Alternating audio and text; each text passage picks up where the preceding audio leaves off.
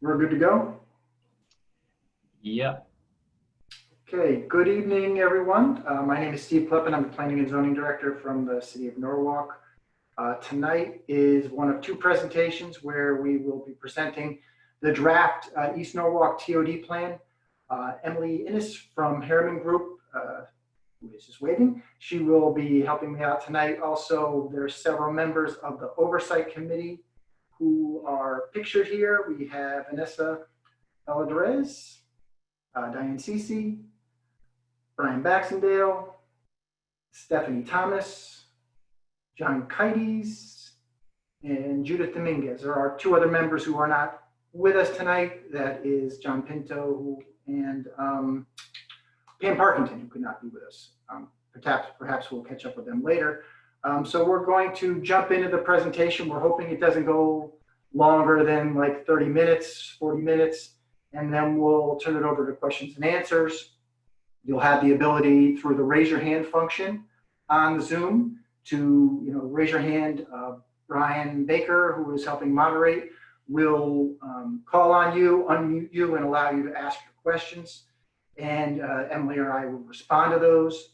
As I mentioned, there's another meeting, same meeting. We're going to do something tomorrow at 11. It'll be the same format. The idea is that some people, maybe they couldn't make it tonight and wanted to have the opportunity to participate during the day. Obviously, since everybody's got different work hours and work schedules at the moment, we figured a daytime opportunity would serve everyone as well. So I'm going to share my screen and pull up the presentation. Just give me just 1 second. Oh, yeah, Brian, just let me share my screen if it's okay. All right.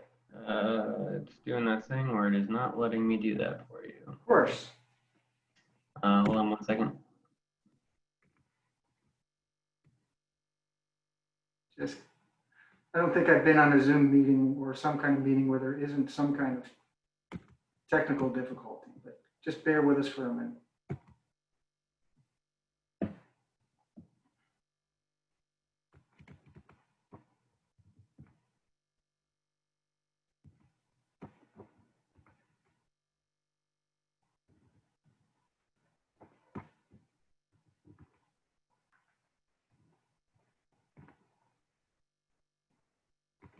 Okay, now we got it.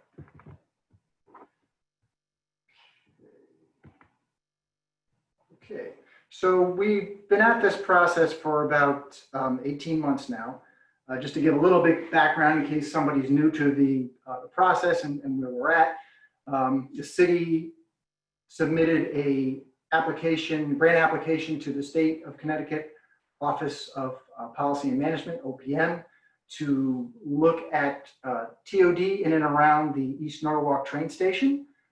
We put that grant application together in, I believe it was the fall of 2017. We were awarded the grant and the study kicked off. Initially, it was part of, we had two requests. We actually wanted to look at the possibility of adding a train station at the Wall Street area. But the state said, we can't award that grant application because we don't have a project for there. Whereas East Norwalk, there were a lot of improvements going on and it was an active train station, so we were awarded that grant. Otherwise, we would have been a two-phase study, but we go ahead with this one because this area had a lot of promise in the long run. So here is where we started as a study area. The state of Connecticut looks at TOD, which is transit-oriented development, as anywhere within a half-mile radius of a transit station. In this case, it's the East Norwalk train station. So that's what that circle represents. You'll see a hatched area at the top of the screen. That's where I-95 is. We decided that anything north of I-95, even though it was within a half-mile radius, wasn't relevant to the study area because that other section of East Avenue is part of a different zoning area. It's got a different kind of makeup to it. It's much more of a professional business atmosphere to that streetscape. And so how the presentation is going to go, I'm going to kind of hit on the 10 big themes that kind of come out of the plan. Emily is then going to take over and go through the, what I'm sure most people are interested in is the zoning and the design guidelines associated with the new proposed village district. And then I have a couple wrap-up slides, and then we'll turn it over to questions and answers. So here are this map kind of shows the main areas on here, and I'm going to go through each one in some detail. So the first area, which is blown up on the map on the right, labeled number 1, it's basically the East Avenue corridor from I-95 south towards Gregory Boulevard and Cemetery Street. Most of that area now is zoned neighborhood business. So neighborhood business allows a myriad of uses. If you want to think about it as kind of like a mix of residential and commercial, lighter uses that you could see includes restaurant, retail, service business, and it also allows residential. And that's, as I said, the yellow boundary with the orange hatch. What we're proposing is to rezone that area to a new village district designation. And Emily's going to go into this in a lot more detail, but what we're proposing to do is allow one additional story of height. Just to give you an example, in other TOD areas in the city, you can go up to as many as 8 stories. We're proposing to only go to 3.5, which is really very modest, is not much taller than what you can do in many residential areas. We are providing the ability to increase the density, provided they give the city back amenities. And we're going to go through those in a little detail, but it's a way for us to gain things that were deemed important as part of the outreach of the study, which could be streetscape improvements, seating areas, green infrastructures, place for people to congregate. I know people are having to, no one's really congregating in any fashion at the moment, but we're hoping in the long run, we'll get back to a point where people can gather outside and sit. And one other thing that came out of this was we just didn't want seating areas. We wanted shaded seating areas, protected seating areas. So it wasn't just an area of asphalt. We wanted to incorporate as much greenscape into the plan area as possible. What the village district designation does is allows the city to have design control over what's built there. And that's design control over everything from the building design, the facade of the building, the streetscape, the type of architecture, the planting materials, the signage, the lighting, the sidewalks, etc. So it's really a detailed set of standards that's applied. On the plus side, it gives the applicant a sense that, okay, the city has outlined what they want in this area. So I know if I want to obtain my permit, I have to meet these standards. The other part of the village district designation is that the city hires a peer review architect to review the plans. And the city actually does not pay for that. That's paid for by the applicant as part of the process. They're hired by the city, so they work for us, but they review the application and comment. And I've been doing this process for nearly 20 years, 15 years. And it works very seamlessly when you have a good team on your side, because you develop a positive rapport with them, and they deal directly with the applicant's architectural team. And that kind of helps streamline the process. And, it's not to say there aren't arguments along the way or disagreements, but at the end of the day, it usually leads to a better project. A second proposal that we're forwarding is, and if you can see it on a larger map to the left, and it's zoomed in a little bit on the map on the right, is the areas outlined in blue. Those are currently zoned Industrial 1. What we found during some of the meetings and discussions we had as part of the process is that there are a lot of small manufacturing type uses in this zone, and we wanted to see more of that. And we understand that the industrial zones are, they're seemingly always under threat from other kinds of uses and what other things people want to do with those. So we thought there might be a way to enhance the economic viability of these properties by allowing a modest amount of residential above the ground floor industrial use, provided they maintain that ground floor industrial use, so that they would go hand in glove. They couldn't just turn the property into residential. The idea is we want to maintain that ability for job base, but also provide a way for these property owners to further monetize their property. And the other area that's shown on this slide is labeled number 7. There's a small area near Gregory Boulevard that we'd like to include in that zone as well. The next area is the area that's kind of near Charles Street, north of Osborne Ave and 4 Point Street. The area has some older housing stock. And we've seen in recent years that there's been some developments that have gone in there that have kind of, they don't fit with the fabric of that area. And some of these housing stock in this area, they function as what we call de facto affordable housing, where they don't meet those definitions of affordable housing, but they're generally a little more reasonably priced.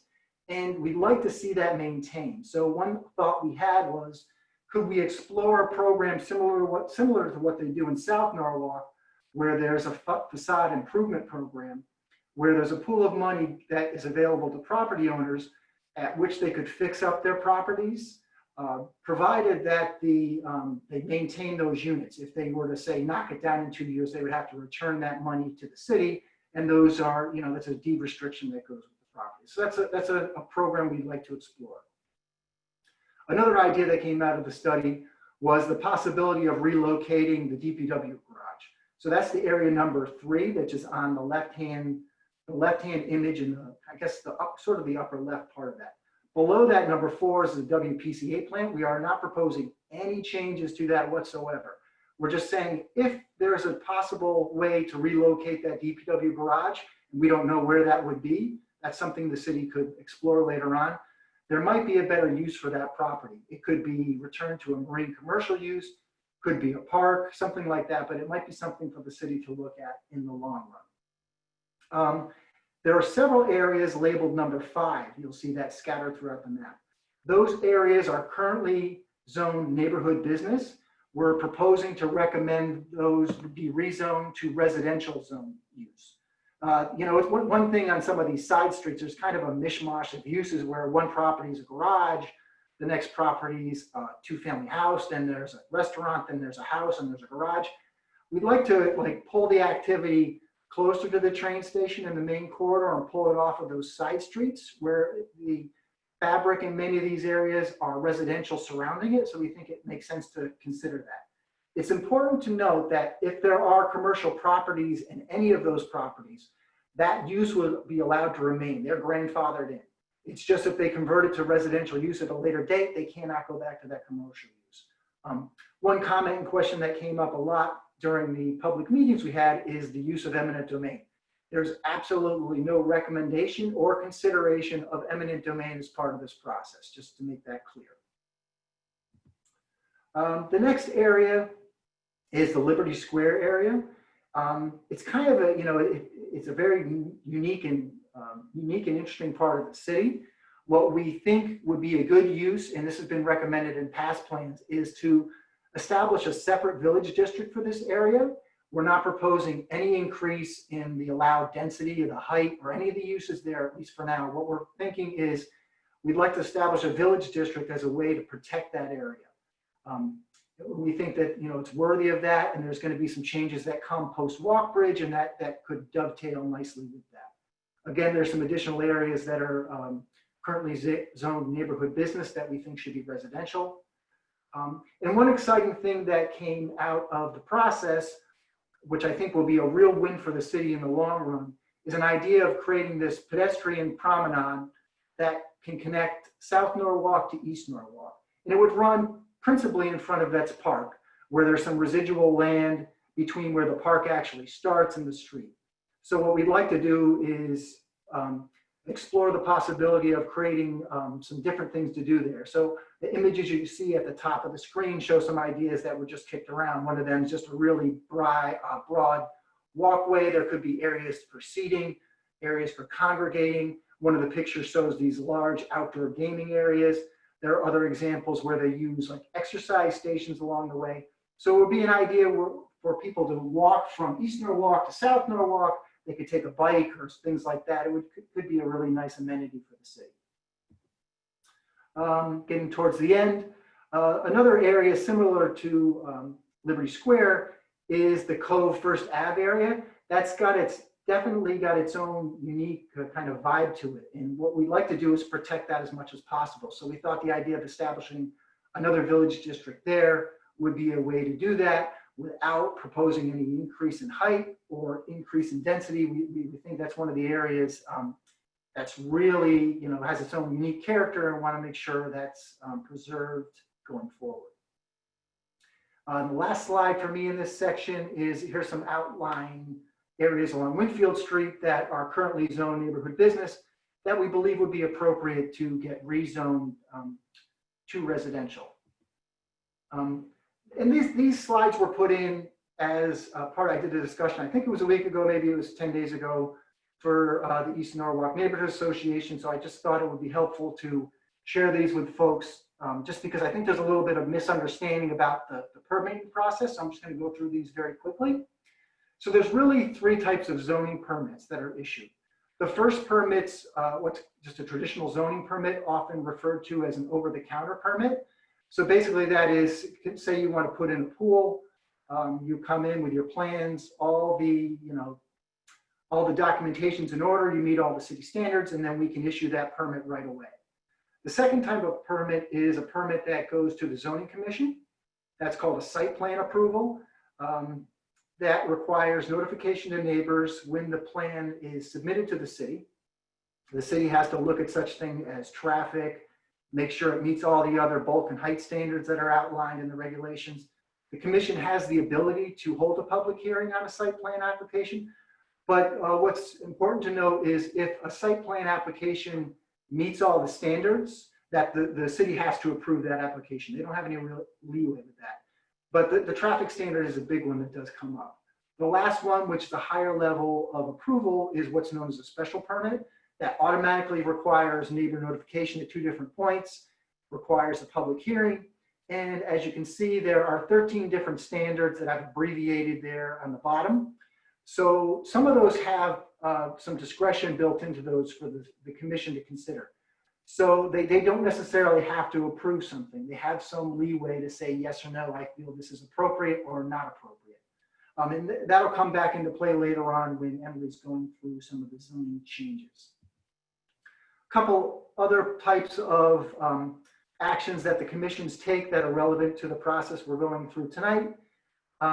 So what will ultimately have to happen is that this plan will get incorporated into the 2019 citywide plan by reference. So we'll probably have a paragraph reference in the POCD that refers to this plan as the guide document for the city to consider for East Norwalk going forward. Two other steps that will occur after the plan is adopted is the ultimately the adoption of modified zoning regulations for this area, as well as an amendment to the zoning map for the new zone or zones.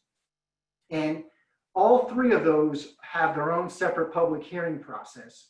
So there are automatic referrals that go out with that. So even once the plan is approved, there's still a multi-month process that's going to occur before any regulations get adopted. Let me see, I'm going to save this slide for later, and I'm going to kick it over to Emily to walk you through the zoning as well as the design guidelines for the new zoning boundaries. I'm just going to share my screen now. All right, I hope you all can see that. So first of all, good evening. My name is Emily Keyes-Ennis. I'm the Director of Planning for Harriman, and we have been the lead consultants on the team assisting the city with this project. I want to walk you through in a little bit more detail some of the land use regulations that we have proposed. Just first to start off, where you will find these in the plan are in the appendices. And that's because the plan comes up with the overall goals and recommendations. Some of those recommendations relate to the zoning changes that we discussed today. Those are generally zoning changes are the first steps in implementation. But as Steve mentioned, these are on a different timeline for approval process from the plan itself. So it's important to remember that. So they go into the plan as appendices.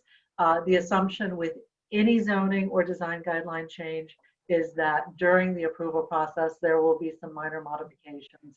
And so those appendices will be changed into something else, which will be whatever is finally taken to through the approval process.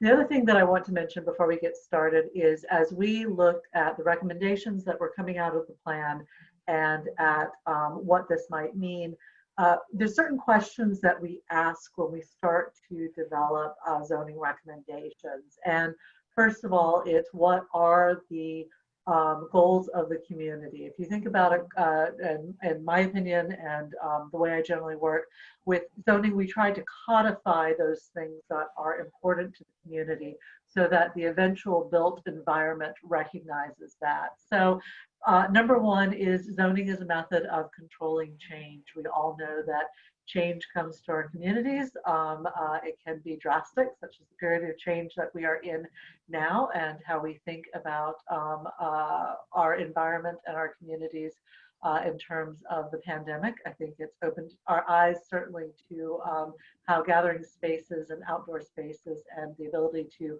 walk is even more important than we started when we started the project. How do we control or how do we provide housing options so that people can stay in communities, in their own communities, throughout their entire life cycle? So people who obviously grow up in a community want to stay there, people who may move to a community as young adults, bring up their families, want to age there.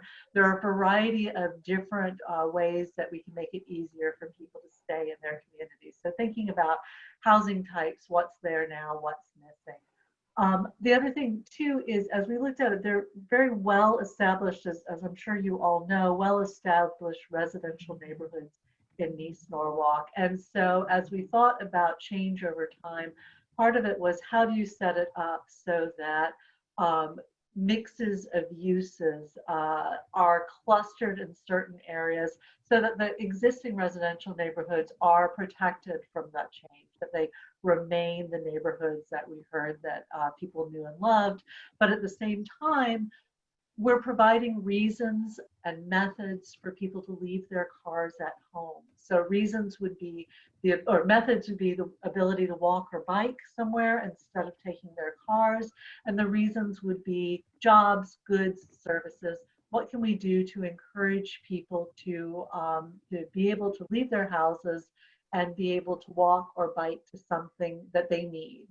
And so that's really the starting points for how we approach this. So as Steve mentioned, in the I-1 zone, we're looking at how to ensure that people have who are businesses now have the ability to stay as businesses, stay providing the jobs to the neighborhood, but maybe get a little bit more flexibility in the how they use their properties. And so this was the ability to, can you add residential units to the I-1 zone that would allow existing businesses to continue, but to take advantage of the ability to get additional revenue on their properties or additional capital improvement on their properties.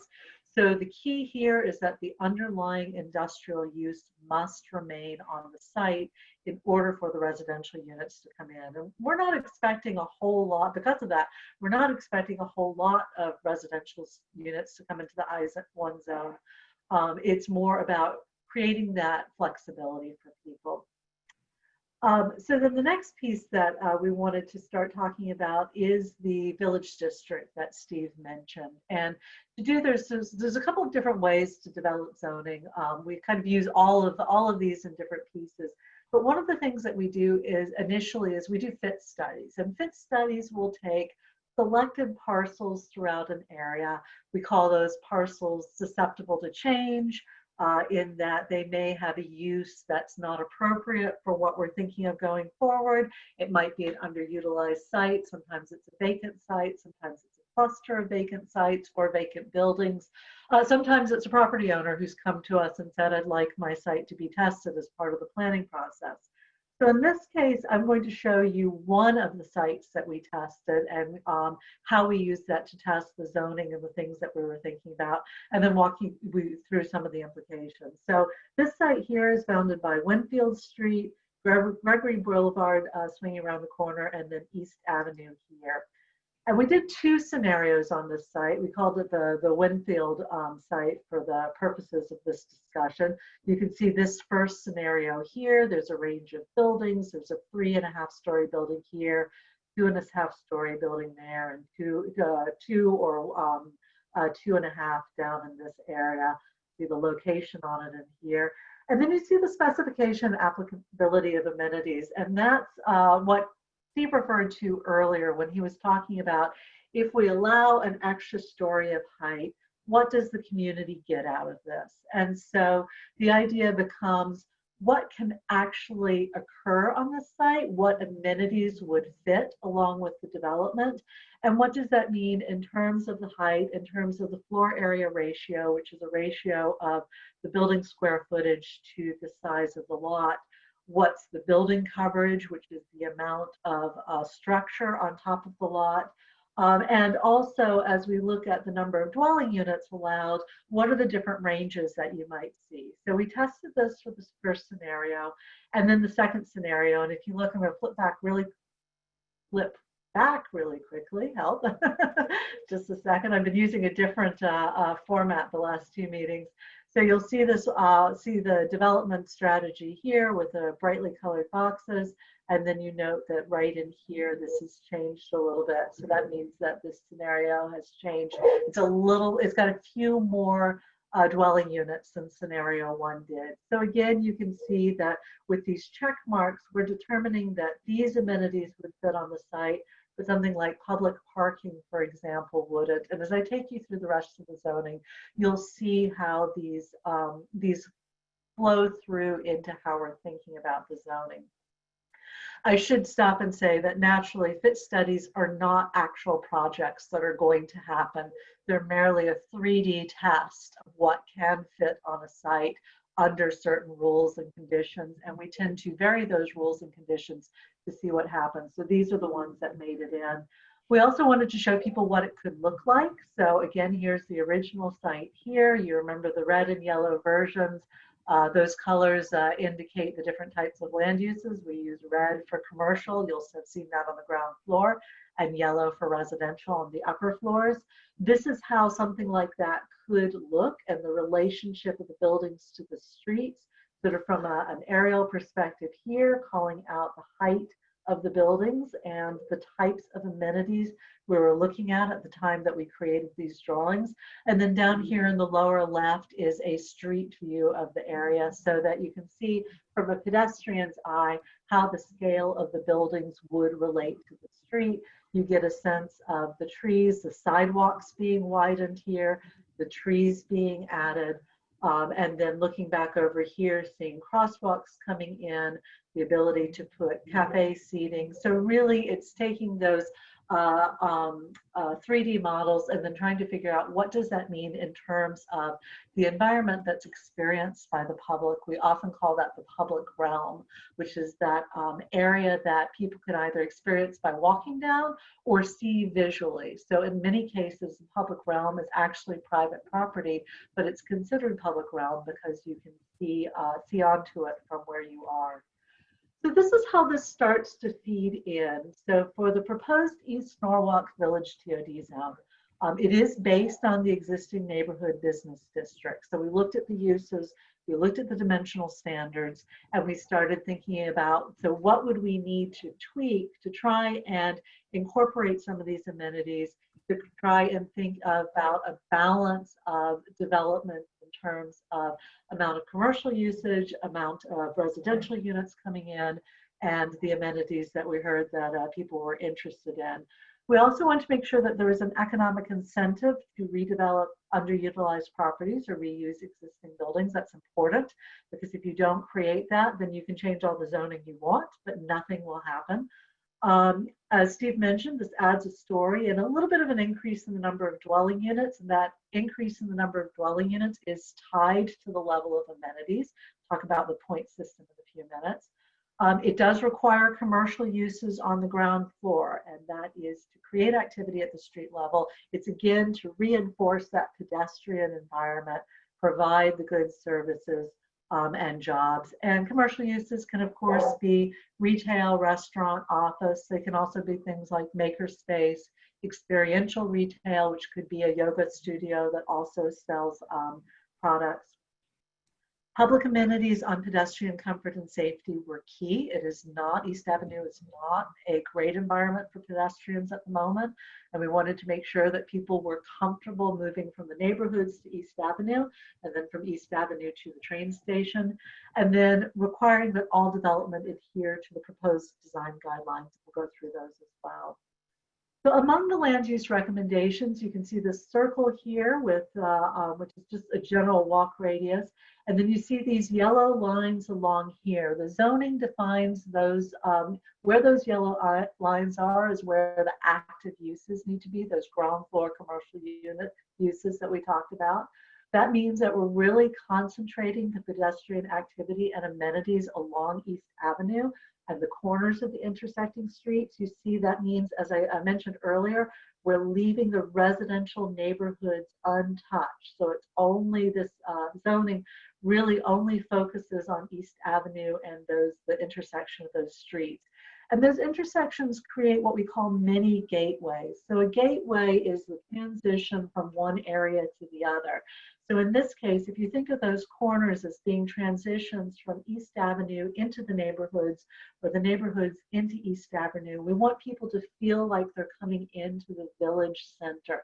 One of the reasons for using the village design guidelines as part of this. And then wider sidewalks, which allows more people to interact on East Avenue.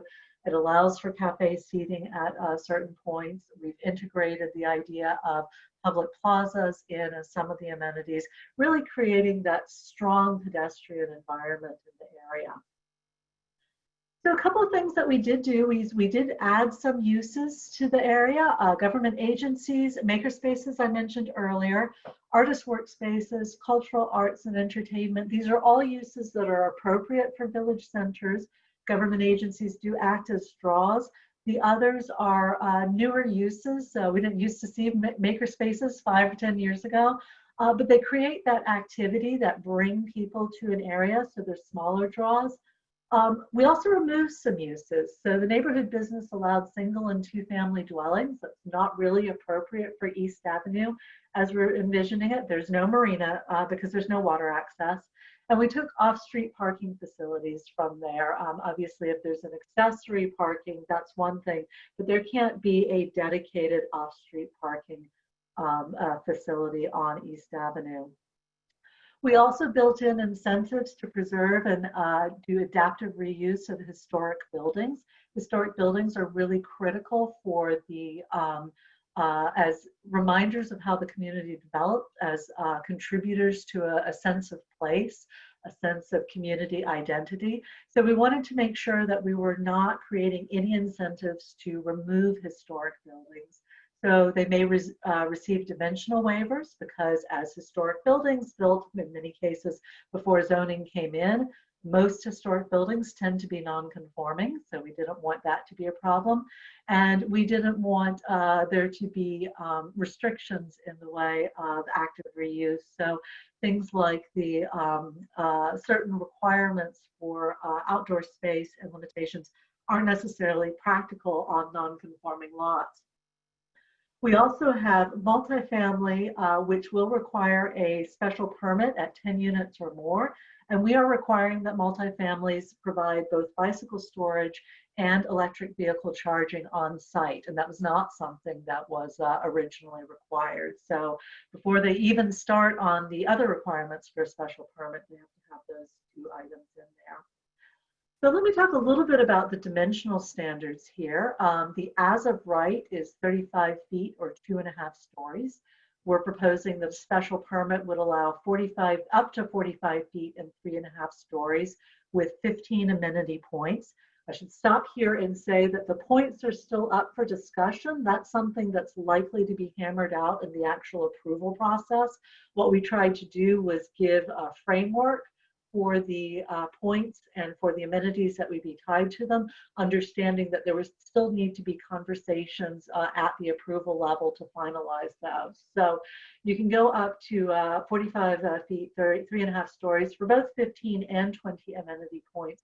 The difference between the two comes in terms of the floor area ratio, which again is that ratio between the gross square foot of the building and the gross square feet of the parcel. And the lot area per dwelling unit. And a lot of people get confused on this because I certainly didn't understand it when I first saw this, the first time I saw this in zoning. This doesn't restrict the size of the dwelling unit itself.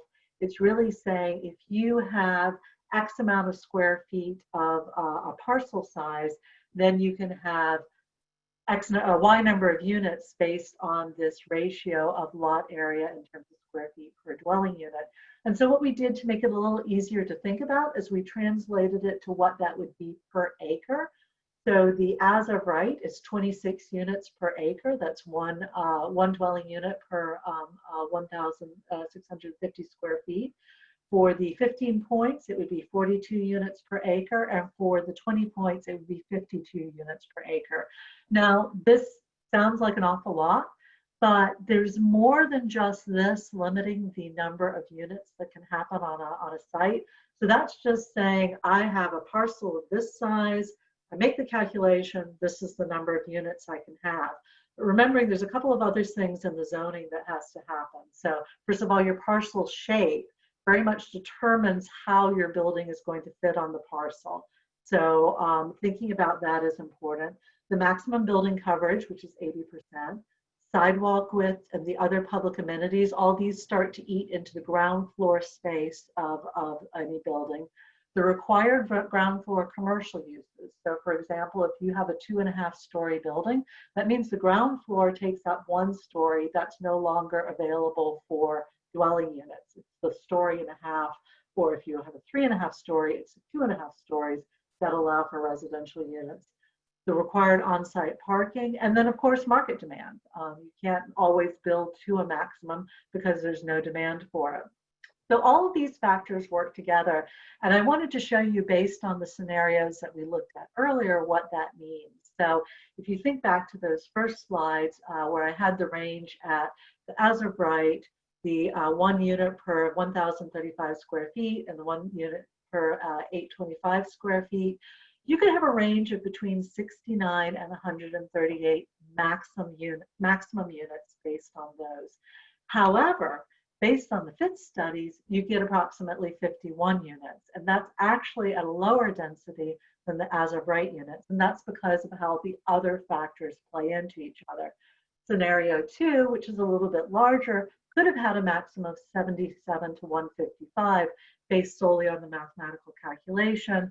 Our fit studies indicate it's more like 62 units. So just keep in mind that all of these factors are working together. It's one of the reasons we do the fit studies. So let's talk a little bit about the point system. Now, I deliberately didn't put the number of points up here, although if you go to the website, you can certainly pull up the appendix and look at them, because I think those points, again, are flexible throughout the conversation. But what we're looking at as part of the point system is, first of all, a rent reduction for ground floor tenants. Now, this is really important because we heard from the community throughout the process that there were a number of land uses that people really wanted. We heard cafes, grocery stores, a couple of other those active uses that would be important for the neighborhood. Now, when we do a plan like this, we're assuming that things are going to change over a long period of time. So there might be market demand for a use now that wouldn't be there later in the future, and vice versa. But we did hear that, from our colleagues, RKG associates who've done the financial analysis, right now there didn't appear to be the demand for a grocery store. However, rent reduction is something where somebody who's redeveloping a property could use that to attract uses that are important to the community. So you can't zone in, I want X use on the ground floor. You can only provide the options.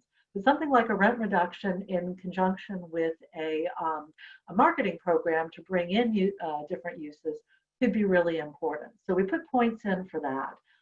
Green development standards. One of the things that we heard was critically important was the idea of sustainability. So looking at things like LEED Silver, not actual certification because that can be really costly, but the ability to prove that you could be certified without having to go through the entire process. Site certification.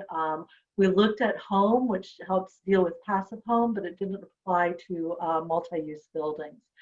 So in addition, we wanted to look at that pedestrian environment that we talked about earlier. So it's important in New England to think about both outdoor pedestrian environment and also what happens in the winter. You know, it's great to have a plaza in the summer, but it may not be particularly viable after a 2 or 3 foot snowstorm.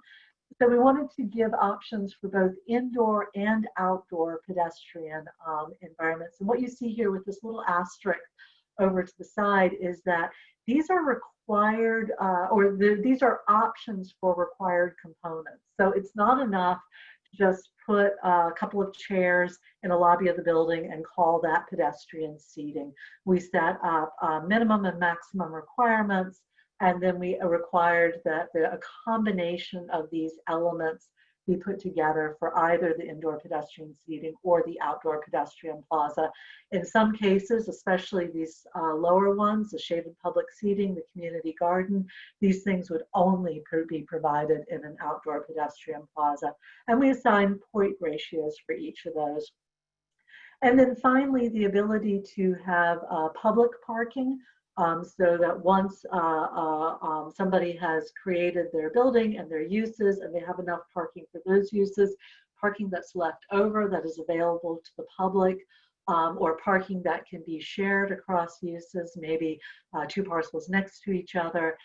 We wanted to assign some points for those as well. And these are just some of the pictures of the things that we were thinking about, and these have all been included in the land use recommendations. So you see here powered seating, Wi-Fi access, bottled waters, you see these coming in a little bit more, community gardens, the integration of drainage with low impact development to create almost like an art form, shaded seating and powered seating, water fountains. These are just ideas that both the community and developers can use to really create a shared and common language about some of the amenities. So that brings us into the design guidelines. So that's the zoning. That sort of sits over here. That's part of the application for the special permit. Then there are the design guidelines. So this requires design review. We are using section 8-2J of the Connecticut General Statutes, which relates to village districts.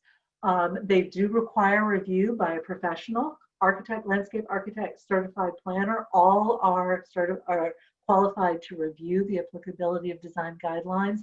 And the clear purpose is, and I'll read it out because I know some people are on their phones and may not be able to see this, protect and enhance the distinctive historic design character, landscape, historic structures, density, and development pattern within the East Avenue neighborhood, and to ensure that the unique character of this district is maintained for future generations. And village district legislation under CGS allows the city to regulate anything that's visible from a public way. So it's not just the initial facade, it's also the side facades. If you can stand on the street and see it, then it can be regulated in terms of design guidelines. So these are some of the images in the design guidelines to give an idea of the types of buildings that we're looking at. You can see, for example, this one here is about 2.5 stories. In the back, that ticks up a little bit. This from Rockport, Massachusetts is 2.5 stories at the front and 3.5 towards the back. And you can just see how the traditional New England character of these pitch roofs can be used to break down the massing of buildings. This is actually a great example because although these are individual buildings, they could just as easily be connected, but they don't appear connected. And that's part of the purpose of the design guidelines, is to be appropriate and to be thoughtful about how buildings are created in the context of the existing neighborhoods and development patterns. We also put in guidelines for storefronts. Now, there are specific regulations that go in with each of these. They're not just pictures, and I hope that you have the chance to go and look at the appendix and read through the actual guidelines. But the images are important to look at what we're trying, give that visual sense of what we're trying to achieve. In this case, both of these storefronts have the large transparency, so you can see straight into the store. This one also has the outdoor seating, which we're hoping for. Both of these have what's called a tripartite scheme. So you have a base, you have the transparency, and then you have some sort of upper piece, in this case an awning, in this case a sign band. That's important because that relates to the human scale of the storefront, and that's important for pedestrian comfort. We have guidelines around integrating landscape and parking and hard surfaces with soft surfaces, requiring low impact development techniques to help manage on-site stormwater. Design guidelines for street furniture and the types of things that we'd like to see so that there's a consistency. And then speaking of consistency, we've also got design standards, and this actually applies to both private development, as do all the other design guidelines, but also public development. These design standards will be transformed into the requirements for the streetscape for the DPW, and we've been working very closely with Vanessa on this. We've also got images which you'll see for lighting as well that is consistent with what the city is already using in terms of the base, but introduces a new lumiere, which is unique to East Norwalk within the city and really helps to contribute to that design. So I'm going to turn this back over to Steve to finish up.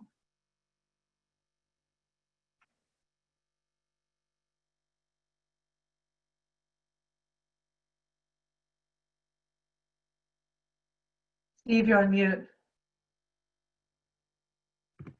Now I'm unmuted. Okay. I tried to answer a bunch of questions that came into the chat function that came through to maybe save a little time, everybody, later on. Maybe I did everybody a disservice. I probably did myself a disservice as well. So the presentation that we gave, it focused on, what really most of the items that people brought back to us as they were interested, concerned with, had questions about. There were many other elements to the plan, and I don't want to make it sound like this is all the plan entails. There was a question regarding residential parking program. So that was actually a recommendation within the plan, and I know that was a budget request that went in actually for the current fiscal year, which just started today. I did not double check to see if that was in there, but we recommended including that. And when that budget request came in, we said, you know what, the East Norwalk TOD study is actually talking about that. Why not have that be the starting point to explore a program? But the plan has numerous recommendations related to pedestrian and bicycle safety, areas where there are shortfalls in the sidewalk and bike network, and ideas on improving them. There was also another question that came in about the cemetery and Gregory Boulevard, and that was one of the areas that our consultant flagged as an area that needed enhancement for pedestrian safety, because it's not safe to move around there, and cars go around there way too fast, and part of that's due to the way the roads align, the width of the road, and so forth. So we're optimistic that can get looked at in the future. And we also looked at there's an extensive section on economic development initiatives and activity in the area. So if you haven't had a chance to go through the plan yet, please do so, and feel free to shoot us other questions. So this is, I think, the last slide, and then we'll open it up to questions. I don't know how we did on time, but hopefully we're doing okay. So we did the first presentation tonight, obviously July 1st. We're doing the same presentation as I mentioned earlier at 11 a.m. tomorrow. The next step from there is we'll collect all the comments back.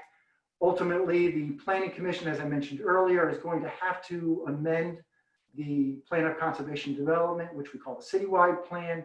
That will be a modest change to that document, with the idea being, we have this plan, we can include it by reference. The Planning Commission, as required, will hold 2 public hearings on that amendment.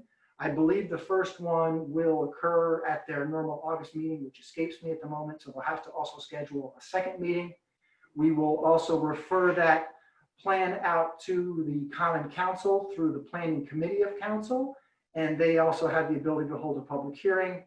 They have to make a recommendation back to the Planning Commission on the amendment. We'll also refer it out to the Western Connecticut Council of Governments, to Harbor Management Commission, Connecticut Deep, and then ultimately the revised Plan of Conservation and Development will go up to the state of Connecticut, so that is on record.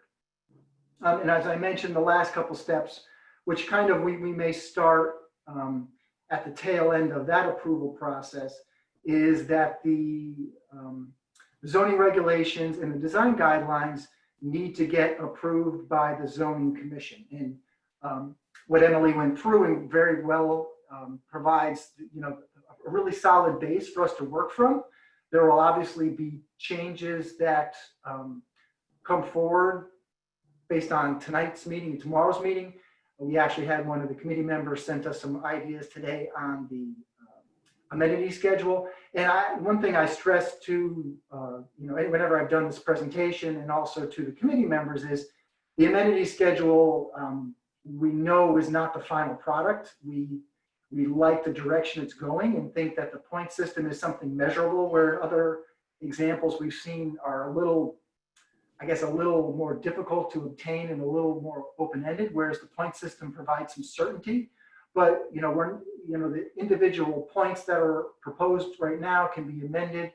Different amenities can be proposed, and any of the amenities included so far can be deleted. But that's just where we'd like to kick off that discussion. And that is the last slide. Thankfully for you all, I'm done talking until I start answering questions. So how this will work is you can use the raise your hand function in the, let me see, where is that on there?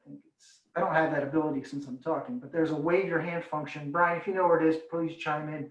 And then people can do that. Brian will unmute you and allow you to speak. And then from there, Emily or I will answer those questions. And then I see some people have already raised their hands. And then I will try to also address any of the written questions and comments that come in as best I can while I'm trying to verbalize other ones. Okay, Brian, kick it over to you. Yeah, so the raise your hand function, I think if you click on panelists at the bottom of your screen, it'll pull up your name. You can click on the raise your hand. It's also probably at the bottom right hand of your screen under more. If you're dialed in on a phone, you can raise your hand using *9, and that will raise your hand. And then what I can do is move you over so that you could speak. That was *9, Brian, because you kind of faded there. Yeah, *9. Okay. All right, so let me move Barbara Punzi over. Hi there. I'm just wondering if any of this plan can be implemented without adding one more apartment or residential unit to East Norwalk. I think that the currently being built apartments at the factory store, plus whatever's going to end up going in at the site where the Bank of America just got torn down, and all the different new apartment rent or whatever they are on East Avenue by the Dunkin' Donuts, I kind of think that that's enough apartments. We don't need to become South Norwalk or, God forbid, Harbor Point and Stamford. I have no problem with the suggested images of what some people might think would look really good at Winfield Street and East Avenue. I actually kind of like the designs of those buildings, but I'm definitely not for anything any higher than 2 stories, because I might as well just move to Harbor Point. Okay, yeah, so just to clarify a couple things, the existing zoning right now already allows 2.5 stories, and it already allows people to build residential here. So it's not like, even if we didn't move forward with any proposal whatsoever, that you wouldn't see any more residential development in this area. So that's not, I guess it's not a consideration that we're recommending. The density we're proposing and the additional story, I describe it as modest and very calculated. It's not what you could see in South Norwalk or any other area. So 3.5 stories to me, and especially with well-crafted design guidelines is much different than 6 or 8 stories or even higher you can do in South Norwalk and other places in the city. Plus the much higher densities over there. And it's very important to point out that what's very different about East Avenue, because we're really just talking, I mean, I can pull up the slide again to show you the geography we're talking about. It's a very small portion of the entire study area. The parcels on East Avenue are much different than other areas where are getting developed more rapidly in South Norwalk, West Avenue, or even up on Glover Avenue. The parcel sizes down here are like 1/4 of an acre, and that's kind of one of the medium-sized ones, where there you may have a 2 or 3 acre parcel, which allows for them to put a bigger building in and put in a big parking deck. That's going to be very difficult to do in these areas. You're not going to see the same kind of developments. Another point, and I'll shut up and take the next question, is apartments are whether we would prefer if people put in ownership units versus apartments. We're not looking for apartments. We're not advocating or going out and asking people to build apartments. That's what the market is bearing. Zoning doesn't look at apartments versus anything else. That's just an ownership designation. Next one, Brian. Web Realty. Just when I let you talk, just please say your name for the record. Winthrop Bound. Thank you. This is a matter of really economics, isn't it? I mean, we can design any kind of fancy plan we want, but it really comes down to whether or not we have a customer for it. I can't imagine if Stu Leonard's decided that they wanted to locate somewhere in East Norwalk, that would be an impossible task to make. I think we have to start with customers coming in and offering suggestions of what they would like to propose, rather than make a plan and then hoping customers conform to it. Norwalk went through a similar process 25, 30 years ago when they designated the Reed-Putnam area as 2.5 million square feet of office space. That didn't transpire. In fact, we only opened a shopping center in that area this year. So we can see how making plans of all types really is just an exercise. It's really about having customers come and locate and want to locate in a desired area. Now, given that, if there was an outline of types of businesses that would be welcomed into this area, then that could be offered as a marketing tool. But having a hard and fast zoning plan ahead of having customers, it sort of defeats the purpose of getting new customers. So I think due consideration has to be given to the fact that we really want to be welcoming to people with new ideas as to what might come in East Norwalk, which is a lovely area, part of a great city. But we have to be a little more proactive in pursuing the type of customer that we would want. And I think that comes from the direction of a number of things: economic development, planning and zoning, the mayor's office. What is it that we want to create in East Norwalk?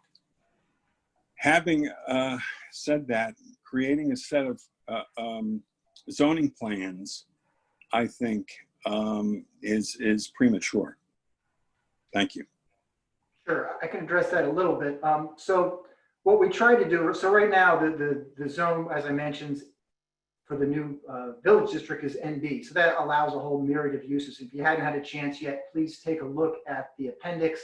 I don't remember if it's appendix C or D, but that's the draft zoning regulations. And that lists a whole host of uses. And we tried to be more permissive than what was there currently in terms of, and make sure they were compatible uses. So there's a whole host of uses in there. I mean, and if somebody has something that they have in mind, please forward it and we'll discuss it with the committee and see if, it makes sense to include or not.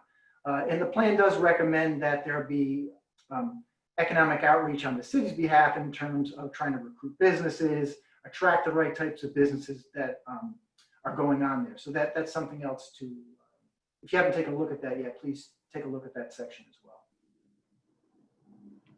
Do you want to do a written question, Steve, or do you want to keep moving through people with their hands raised?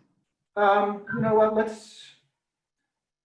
either way, I don't have a preference. So if I don't know if it's easier for you, whichever way is fine with me. Okay, we could do a written one then. So Colin wrote in and said, Steve, have there been any test fits done for sites or buildings? I'm concerned that the required parking, if not treated as a collective resource, would be detrimental to the creation of a village district. Yeah, and I'll let Emily chime in as well, but there were several sites that were test fitted in the plan. I think she went through just one area tonight, and yeah, parking is going to be a challenge. I mean, it's part of the answer I gave before, the small lots, the fractured ownership, it's going to make it difficult. And it could also curtail some development. I don't disagree with that. But Emily, do you want to chime in some more? Yes, I'm just unmuting. Yes, we did, I think, 5 or 6 test fits. So there was at least one double scenario like the one that I showed for the Winfield area there. I agree with Steve. One of the constraints on development is very much the parcel sizes, which then creates difficulties for putting both building and parking on site. It's one of the things that's likely to keep, excuse me, keep the development a little bit lower here than might otherwise be expected. It is one of the reasons that in the zoning, we wanted to give the option for shared parking. I think certainly that's something that's already in the City of Norwalk zoning in terms of figuring out if you have uses on a site that are compatible such that the daytime use does not interfere with the nighttime use. There's some options there, but I agree parking could be a real constraint in some of the cases of particular parcels in this area. Brian, why don't we do the everyone with a hand raised first, because then I can go back and then just raise the other ones in case people have to drop off or something. We don't lose the question. Sounds good. All right, so next is Mary Beth Rockowitz.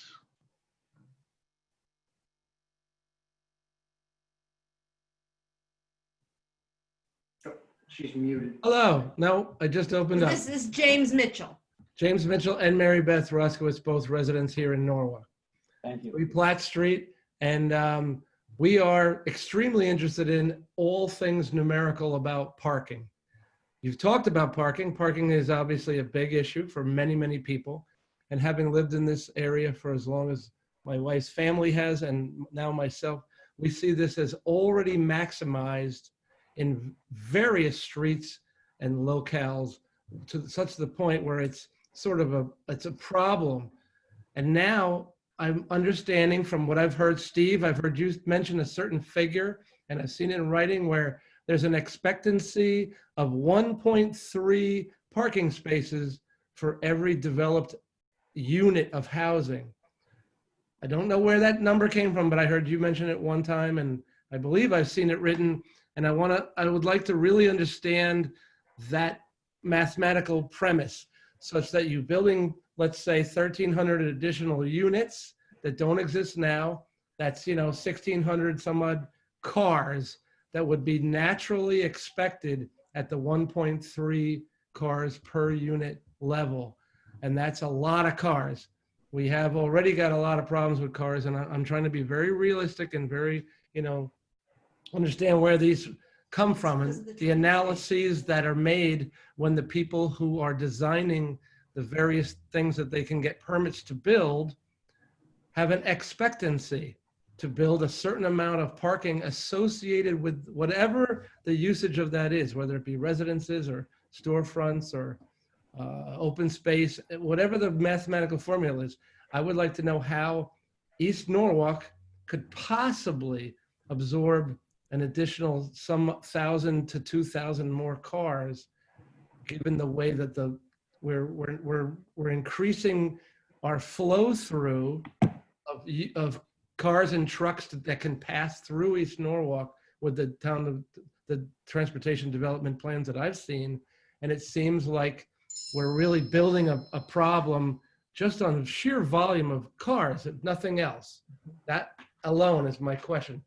Please explain to me how it could possibly work with all those additional cars. Thank Sure. you. So just to clarify one thing, and I have used that, and I kind of, and Emily I had this conversation earlier today. The 1,300 number that is really was, if you take the raw land, that proposed village district area, and divide that just raw area by the proposed density, and then back out what they could do as of right, that's where that 1,300 number comes from. Emily's test fit numbers come in, which per the example she showed, at a much lower percent. So while the mathematically you might be able to do 1,300, in realistically you won't be able to do that for a lot of different reasons. To address the 1.3 specifically, that's the zoning standard for multifamily required parking per unit. And where that comes from is, I think the standard used to be 2. What happened was twofold. We started looking at areas in and around transit to see what was actually happening on the ground. My predecessor was very wise and sent staff out at night during the day to, count cars in the parking decks and the parking garages. How many developments were actually having what kind of parking? And we asked the, property owners to do the same thing. So they actually counted cars. And that actually dovetailed very nicely with what the lending institutions would lend for a development site. When we tried to propose lower, and we do have the ability in other areas of the city to go lower with the required parking under certain scenarios, but the lending institutions kind of came back and said, look, on certain projects, they wouldn't lend at a rate that was lower than 1.3. Even if the standard was 1, they said, sorry, you have to provide 1.3 based on our calculation. So that's where the 1.3 comes from. All right, Jim Anderson.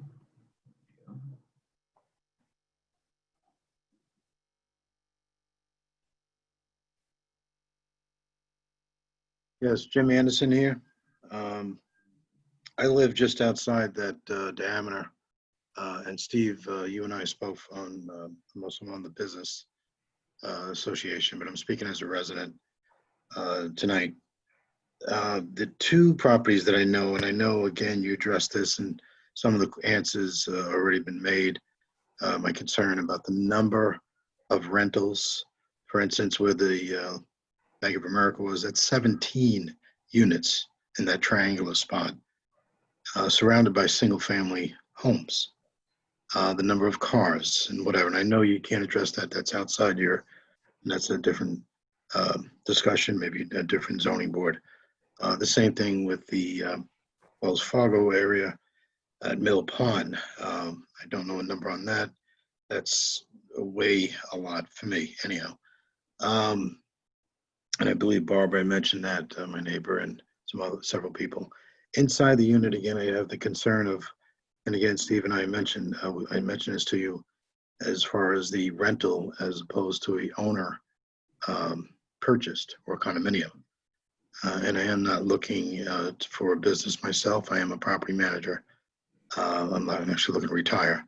So lending institutions and insurance companies in a typical condominium complex view the number of rentals versus owner occupied as a pivotal point, an increase in insurance premiums, the risk.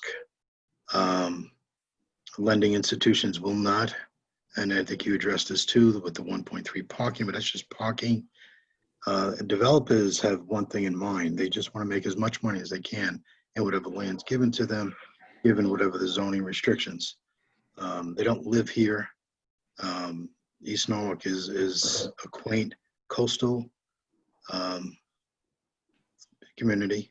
It does have, and I agree with a lot of your rezoning, especially on the water side, if that's possible. If they could relocate DPW and the waste plant, that would be ideal. The smell actually even permeates East Norwalk at times. I guess I just want to just view my concern, and I don't have a question to you, but those are my concerns as a resident of the volume of potential, and you're building, I agree, the carriage, so the horse, which is the businesses, can sustain themselves. You're bringing more people in so the businesses can thrive.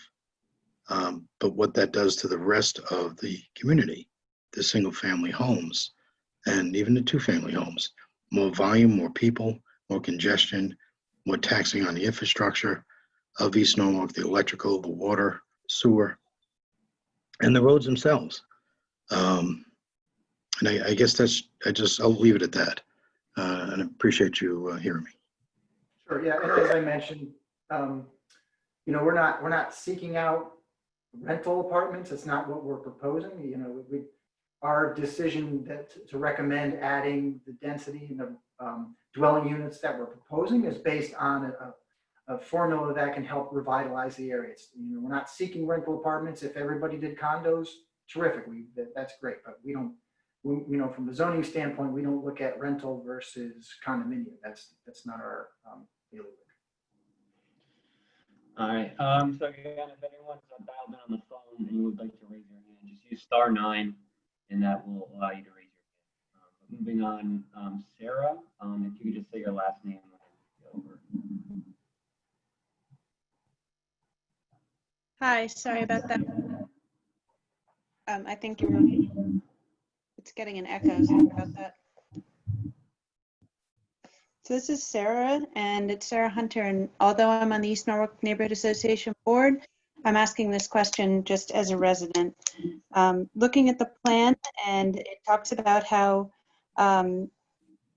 this is, there's a goal to create incentives for developers for desired uses.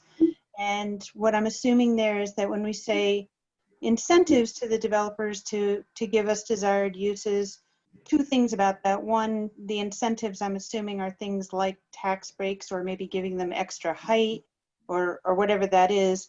But who decides on what the desired use is? So I'll give you one instance. So for instance, a resident may want a park, but the city may want more train station parking. So when we say that bargain that we're making with the developer saying, we'll give you an incentive to give us this desired use or this desired amenity, who is deciding what that desired amenity is that we bargain with, or, and to what extent is the developer required to give us something? I mean, do we turn down an application if they don't give us something we like? Like, how does that work? Sure, that's a great question. Yeah, so really the incentives that we have built in are the added 1-story and the added density. There's that formula, and that Emily went through, of the different amenities that they can provide, and those range from different things like wider sidewalks, seating areas on the outside, green infrastructure. I think there were some smaller ones too, like public Wi-Fi, shared parking, the rent reduction. Those are just some of the ones she recommended. And as I mentioned, if people think of other ones they think are better, we're happy to include those. Or if there's a big problem with something we've included and why, then we'll take another look at that. But what would happen on an application is, and so as I mentioned in my first part of my presentation, is all this would be done through a special permit process. So the applicant would submit an application to the zoning commission. The zoning commission holds a public hearing, so they have to notify all the neighbors. The public is allowed to comment on the application as part of that public hearing process. And so they'll submit their point system worth of amenities, which they think satisfies the project. Now, the zoning commission has the ability to say, wait a minute, you're just giving us this, this, and this, and it's not leading to the type of outcome that we think is appropriate. We'd like you to consider these other things. So that give and take will occur, but it's ultimately up to the zoning commission to make a determination on whether what has been submitted by the applicant is appropriate and should be approved. And they have that ability through special permit to say no. There's not, like in other municipalities, we don't, may not have that same wiggle room because there's also fallbacks you could take elsewhere. But this is kind of at the commission's discretion. But the idea is that if they provide a good product and a good faith effort, the chances of approval are better. And you as a resident, if you're aware of the application and you wanted to comment, then you could say, look, this part's nice, but they're not giving us this amenity versus that amenity. Can they consider this? And that gives some weight with the commission as well. All right, Jesse is next. Jesse, just again, say your last name if you can when you get switched over. Hi, I'm Jessie McGarty. Thank you all for listening. I appreciate you taking our thoughts into consideration. I'll try and be brief here. I too have to agree with the concerns that other folks have. I live near the mill pond, so I'm, kind of in the thick of all of this. And, the thought of some big building, and I consider 3.5 stories big for this area, being built where that Wells Fargo is currently, is a concern. I don't want to look at those lights at night. I don't want to do I'm a New York City transplant.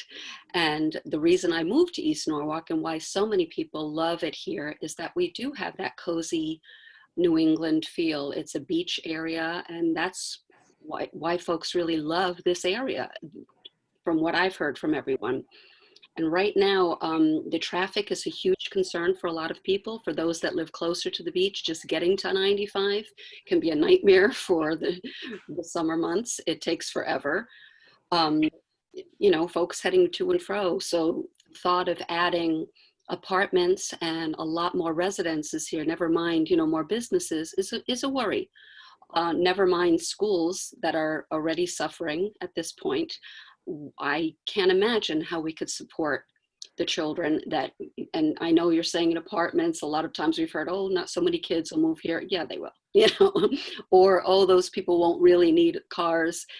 It might be a very walking friendly area. However, they do need to go get groceries, and they do need to, folks that are moving here, most of them have a car. I don't think anyone would argue that. Two things that I wanted to ask about. Have there been any incentives for the existing land and business owners to possibly improve the facade, or to, I don't know, add a second story if it's a simply, 1-story building where there's a commercial property in the lower half, maybe a tax break or something, so that the folks that are already here might, benefit, but also add to the improvement of our area? Because I'm okay with the 2.5 stories. I don't know anyone that I've talked to, and I've spoken to many people in this area. No one seems to be okay with the 3.5 stories that I've spoken to. So that's my one question. And then also, Steve, I'd like to go back to what you mentioned in the very beginning when we were on the first slide. You said something about adding a small area of Gregory Boulevard to this district. And I was just wondering where that was. And you mentioned also First and Cove, and I kind of got lost on what you were talking about there as far as changes. So if you could clarify that a little bit, I would appreciate it. Sure. I'll try to backtrack in my slides if I can. Hopefully nobody gets dizzy. You can see on the image on the left, there's where it's labeled number 7. Hopefully everybody can see that. It's kind of, there's cemeteries kind of in the hole in the donut there.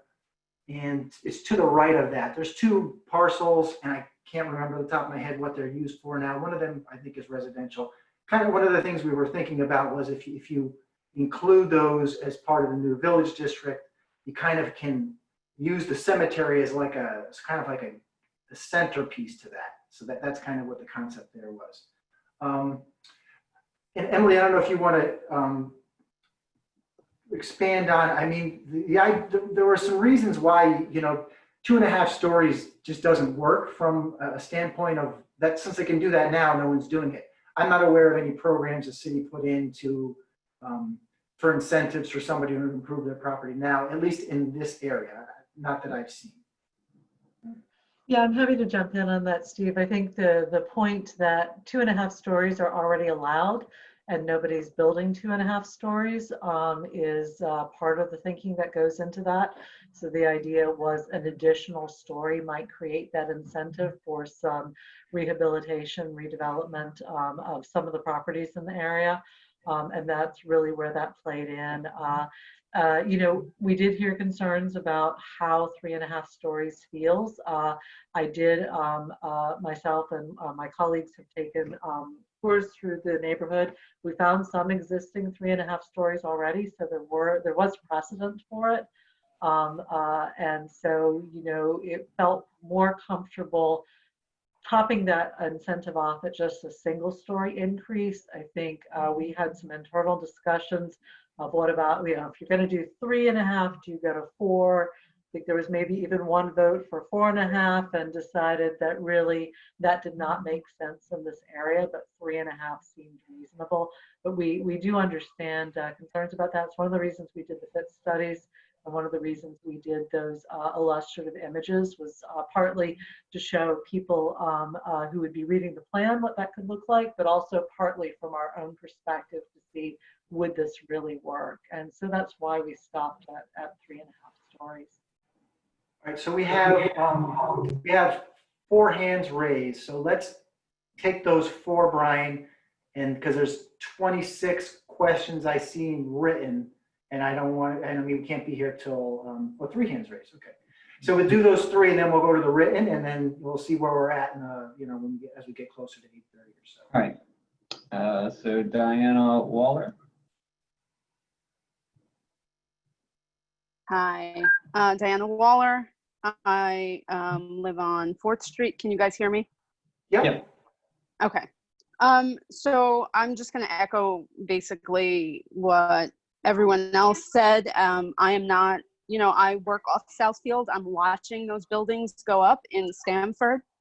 And I moved to East Norwalk because I want to live in an environment that is not turning into Brooklyn. And that kind of seems like what these plans kind of are a repeat of doing more and more. But on the separate note, has anyone done any studies regarding air quality?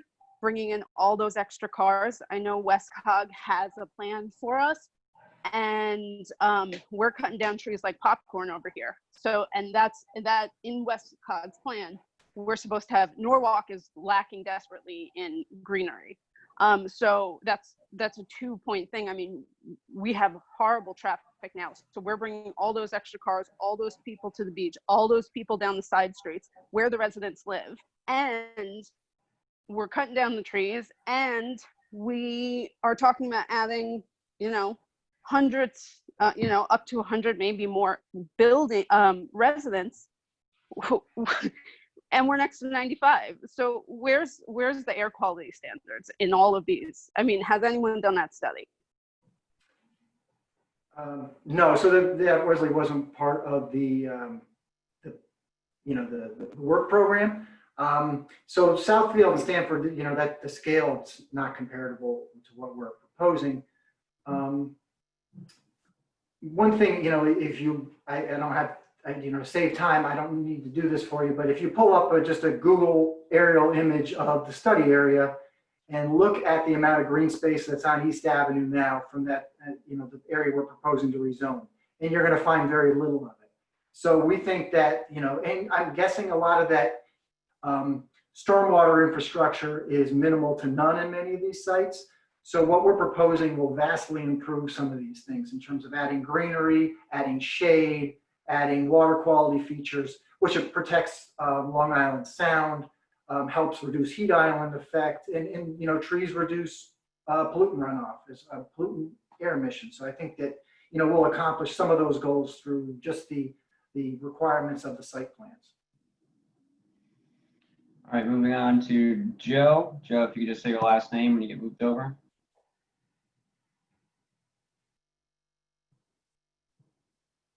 You there, Joe? Hello?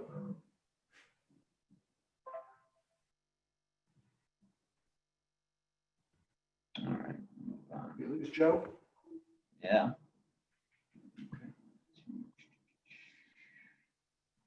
All right, then we'll go on to Megan McNeil.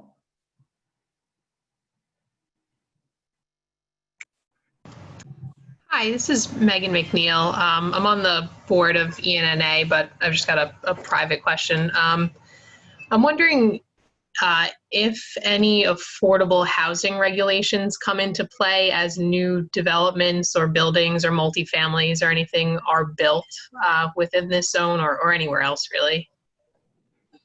Yeah, that's a good question. Yeah, so the city has what's called a workforce housing requirement. That's part of any multifamily development. To be honest, we didn't discuss the standard to implement as part of this rezoning. For example, the city has a requirement. I think, no, did we? Maybe we did. Okay, yeah, and I think that's something to think about because that's, it's a good question. So yeah, it is required. So if you have units of 10 or more, 10% of the units have to meet our workforce housing standards. I think it'd be prudent to use the formula that we've implemented in South Norwalk and also West Ave Wall Street, because that gets to a little lower, more reasonable level of affordability. And that's based on the state median income. And if you're interested, I don't have those in front of me, but I have the numbers at work, what those numbers are. And please keep in mind when we call them workforce housing units, they're really policeman's salary, teacher salary. They're not, subsidized units in terms of sometimes the stigma goes with that. It's really meant to provide housing for, the working residents of the city. But that will be included. All right. Move on to Audrey, and then we'll move on to the written questions. Okay. Hello, this is actually Serafino Carey. Can you hear me? Yep. Yeah, okay, great. So I'm using my wife's computer. That's why it came up as Audrey. 19 Kendall Court is my residence. I'd like to make a comment that follows up on what was stated earlier by a woman named Jessie. I didn't catch her last name. And it was the concept of, rather than rezoning and appealing to developers, changing zoning so that current residents and businesses could accommodate what the city envisions, giving them the option of improving their properties, adding extra capacity for housing, et cetera. So it's a bit late perhaps for this cycle, but as a future statement, I think that would create a better bond between community and the city. Because keep in mind, as was stated earlier by some other gentleman, I didn't catch his name, developers are in the game for their own purposes. They think short term. However, a change in attitude towards a cooperation with citizens is a long-term investment in the success of the city. So I think that should be taken into serious consideration. And I think that's how you form a bond between community and the city. And that's basically my comment. Thank you. Sure, I'll try to answer that, and please email me later if I misunderstood what you're saying. But so there's no, if this gets, I'm not naive in trying to, be cute by saying, obviously some of these projects will get built by developers and, that's their business. But any of the other properties up and along the East Avenue area are privately owned now. So they're owned by, not everybody lives in Norwalk, but they are, paying taxes in Norwalk. So they have the ability to redevelop their properties in any manner that's consistent with the proposed regulation. So we're not necessarily looking to have some outside developer come in and redevelop these properties. If the current property owner sees something in there that's an incentive to improve their property now, that's great. Because one thing I was thinking about doing as part of this presentation was, taking us through a Google Street View ride up on East Avenue, because when you get off of East Avenue, East Norwalk's just fantastic. But East Avenue itself, to be honest with you, it needs a lot of help. And there's a reason it looks the way it looks today. That's not trying to be insensitive or trying to take a slight at anybody. It's just saying that it could look a lot different. It looks the way it does now because we don't have the standards in place to provide the tools to make it look better. and B, there's not a reason for people to redevelop their property. So we're trying to provide those two tools to get this to an area that really looks at and works towards the vision that people want for East Norwalk. Right. How do we want to do the written ones, Brian? I can probably pull them up myself if I could find the very beginning. I think they are sorted by when they were submitted. So the one at the top is the earliest one submitted. All right, I got to get all, give me 2 seconds and I can get up there. Okay. All right, so I think we talked about the 3.5 stories, so that's just a recommendation of the, so the question was, sorry, if you, I'm sure you can't read this. It doesn't indicate who this is from, as far as I can tell. It says who okayed 3.5 stories, but that's 3.5 stories is what the team is recommending based on the ability to successfully redevelop the properties. Okay, next question. Question dealing with Wells Fargo. Has the soil been tested? Mill Pond is contaminated with mercury. They start digging up the area and find it contaminated. What will happen then? So any time there's what's known as the Connecticut has what's called the Transfer Act. When they purchase property, they have to do investigations, and that can include phase 1 and or phase 2. So if they find anything on there, they're bound to go through the cleanup process.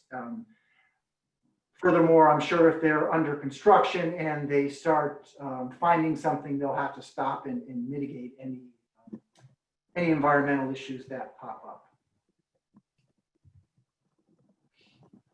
Next question is from Megan McNeil. So I hope you actually, I think you, not sure if it's the same question you asked, but I'll read it regardless. What are non-car recommendations in the plan or concepts that could be suggested to get people from East Avenue to the beach or to the Cove area, and from the portion of East Avenue closest to the highway to the train station? Expanding Wheels to You, dedicated bus routes can, and that will be it. Okay, that kind of cuts off from there. Yeah, so the plan does have recommendations on improving pedestrian and bicycle access. One of the the tenets of TOD is trying to cut down on car traffic. So we're hoping that by improving that pedestrian environment, fixing sidewalk connections, adding bike lanes, that will get more people to use those facilities. Because a lot of people from the surveys that we did, and Emily, if you want to chime in and expand on that from the survey results, is that there were a lot of concerns about walking safety and biking safety because they just didn't feel safe in many of the areas. Some areas they felt good, but other areas they said they just didn't feel that that was a good thing to do.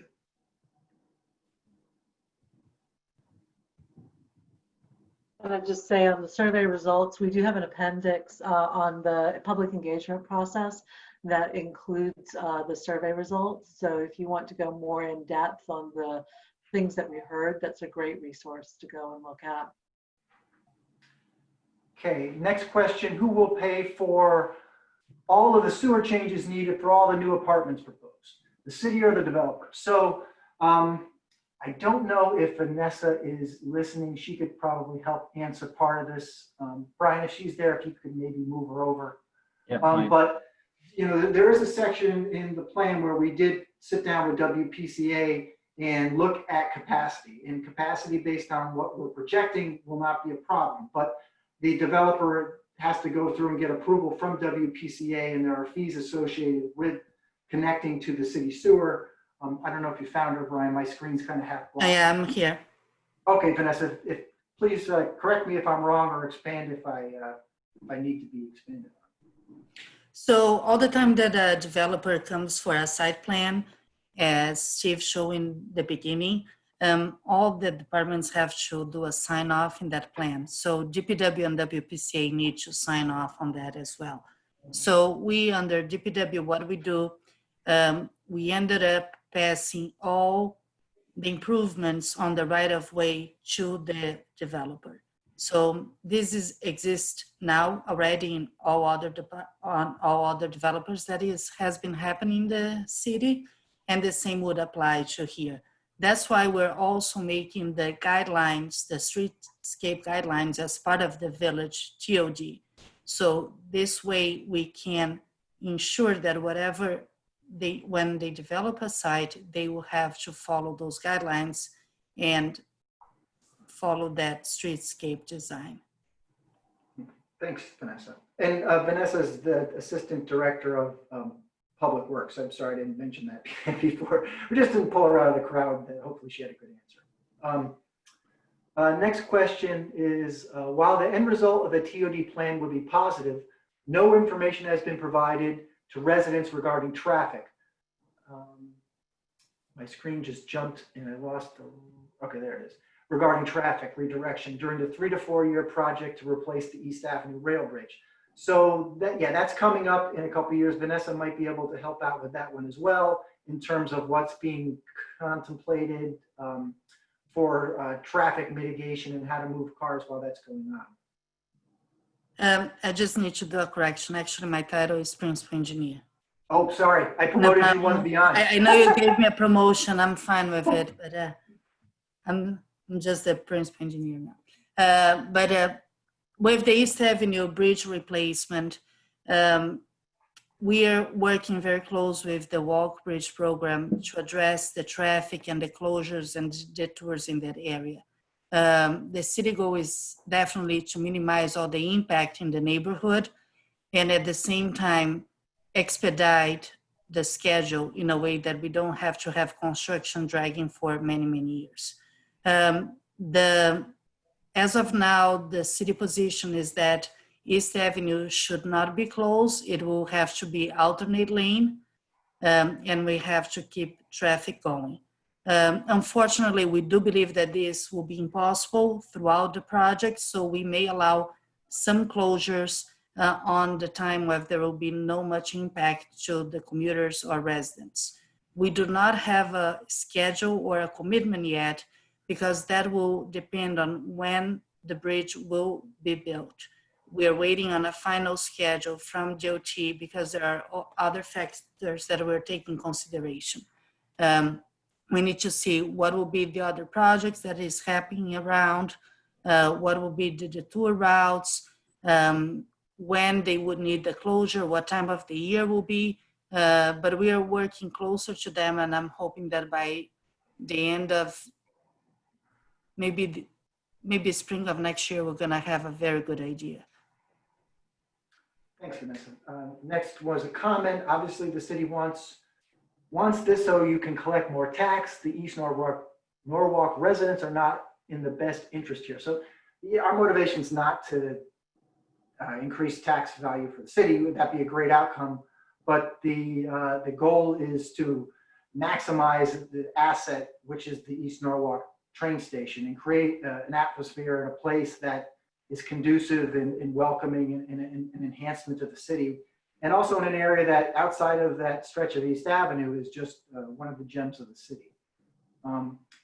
Please explain, this is from Lisa Henderson, please explain the LEED green requirement. It sounded as if LEED is not required. So LEED is a set of standards that deal with, could be construction, it could be the materials included, and it's a way to add, it could be anything from better insulated windows, better insulation within the building, less use of water, more absorption of water on the site. So it's not a requirement, but it's put in as an amenity and an incentive to get some of that development. That's how we next question is, I believe, from LF Garcia. I'm not sure. I'm just reading off the top. How are you going to meet the requirements of parking if you increase the density or FAR? The current code requires 2 parking spaces per unit, and there's no way to meet this requirement with the plan. So we discussed that the requirement's actually 1.3, and there are some incentives built in to encourage shared parking amongst different property owners. And we think that's, hopefully if people feel they want to redevelop that, they'll cooperate with their neighboring property owners in everybody's best interest. Next question, if this plan is implemented and no eminent domain rights will be asserted, then the underlying traffic problems that already exist near Calf Pasture Beach have not been addressed and will only be exasperated by the additional residential density.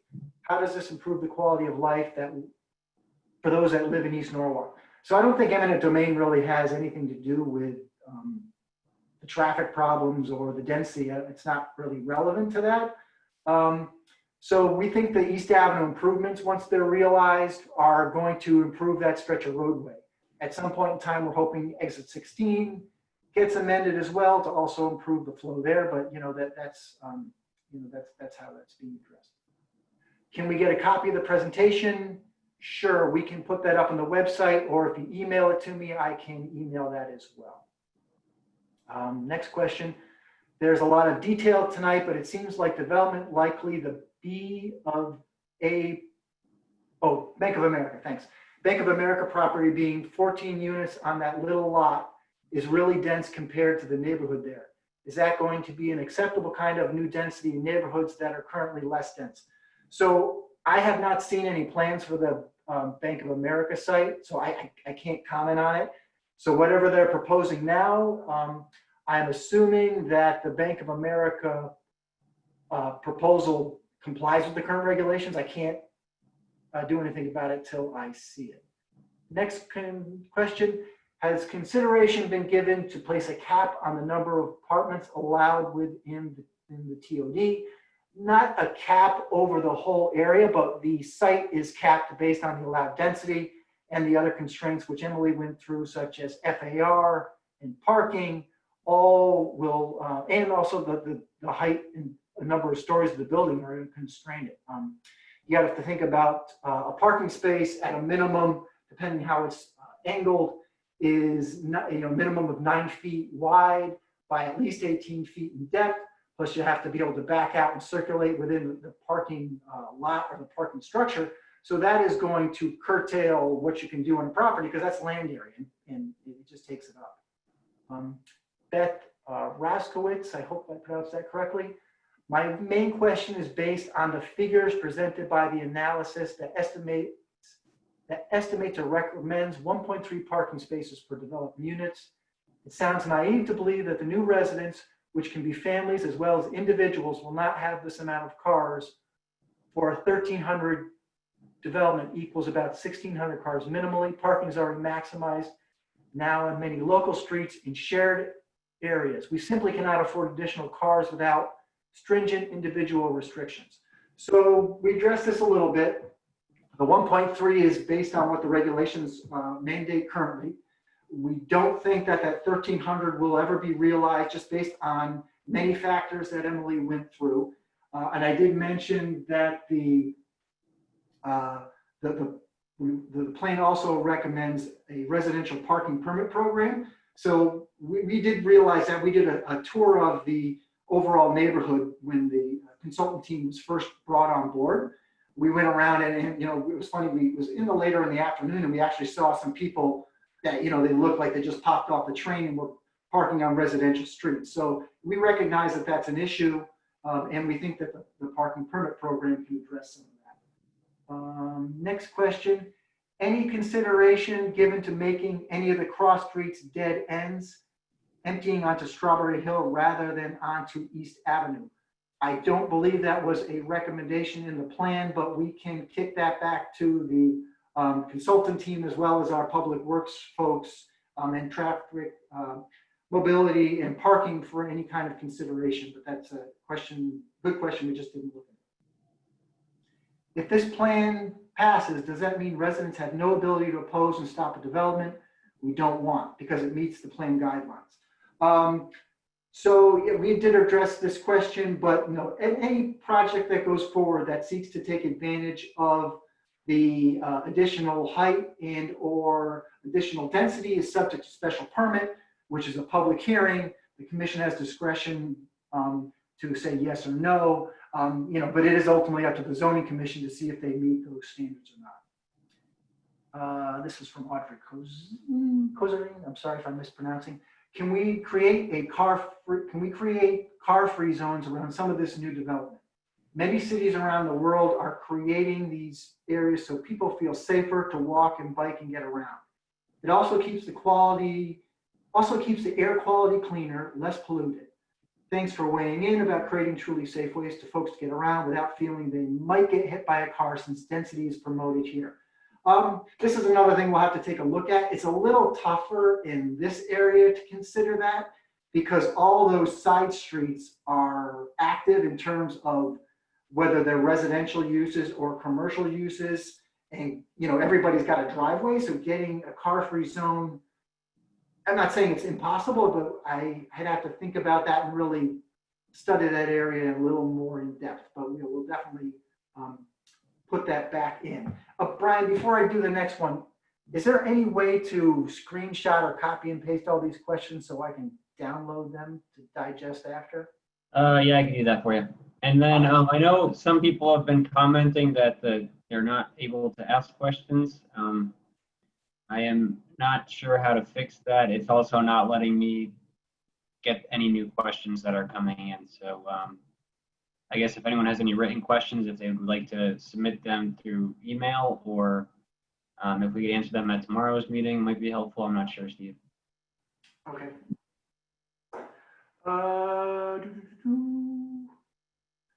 Next question, what is the expected impact to property values of current residential properties?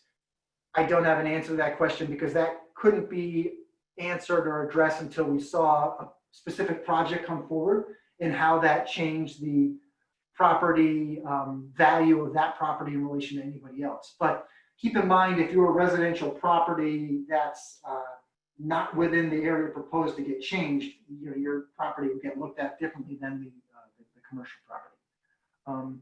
Let me bang through the rest of these and then we'll go back and see if we're at that point. It would be great to have at least one bank here in East.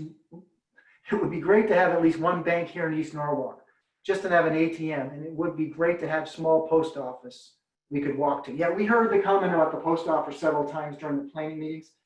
And banks are allowed right now, and there's nothing preventing somebody from having a post office branch there if the Postal Service wanted to have a storefront. There's just got to be a market for it. That's not anything we're preventing. Someone could come in with a permit today and seek that approval. Next question. It's my understanding that the special permit almost never, if ever, are denied.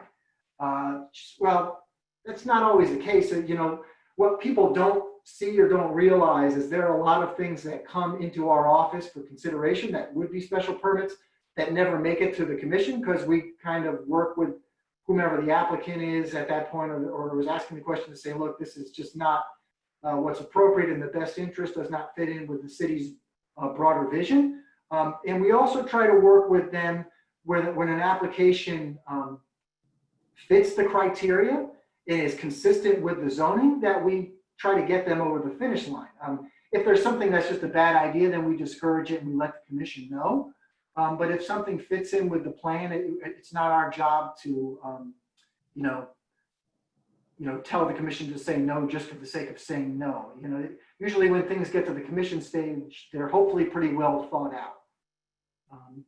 Here's a suggestion: have them place some money in a neighborhood sidewalk installation fund. Since everyone wants better sidewalks, this is an amenity that benefits everyone. So the city does have funds in their budget for sidewalk replacements, and there's probably more requests than there are funds every year to install new sidewalks, but the city is taking an active look at that. I'm not sure if this is referring back to some kind of TIF district or business improvement district or something like that. But please, if I didn't answer your question, please email me offline and we'll get you an answer.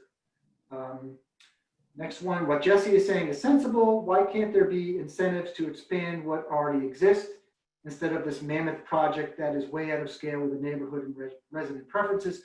In my opinion, it's appropriately scaled, especially when we're talking about walking distance to a train line.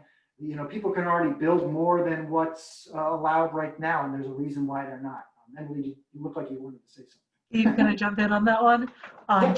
Just to clarify that there's no project proposed here. So when we talk about plans, we're not talking about a specific project. We're talking about setting up the rules under which new projects would be evaluated. But this plan is not proposing any specific development projects, and it's critical to understand that. Okay. I suggest removing fountains as amenities, especially with the water situation we're in today. Voluntary water use reduction, and it's not July, not to mention that this is New England, fountains have a limited seasonal use. That's a good point. We'll take that under advisement. It seems that fountains always get included as amenities for some reason. I don't know why. And we had a discussion in other areas of the city where we looked at fountains and they said, you know, you're only using them, you know, 2/3 or half the year, so maybe not. So that's fine. We'll definitely take that under advisement. The plan makes a point of developing walkable as a goal. Does that mean that the city wants to add sidewalks in front of our houses where they don't currently exist? The city can do that, and they can take part of our front yards. So I'll ask Vanessa to help out, but keep in mind that often is the case that there's a city right-of-way. So the paved surface might be 25 or 30 feet wide, but the right-of-way could be 50 feet. So even though you think that's part of your front lawn, it may actually be city property. But Vanessa, do you want to help out a little bit with that one? I just need that you repeat the question because I don't have it in front of me. Sure. It says the plan makes a point of developing walkable as goal. Does that mean if the city wants to add sidewalks in front of our houses where they currently don't exist, they can do that and they can take part of our front yards? Well, we cannot take anybody's property. The only thing that we can take is the right of way. So what you said is correct.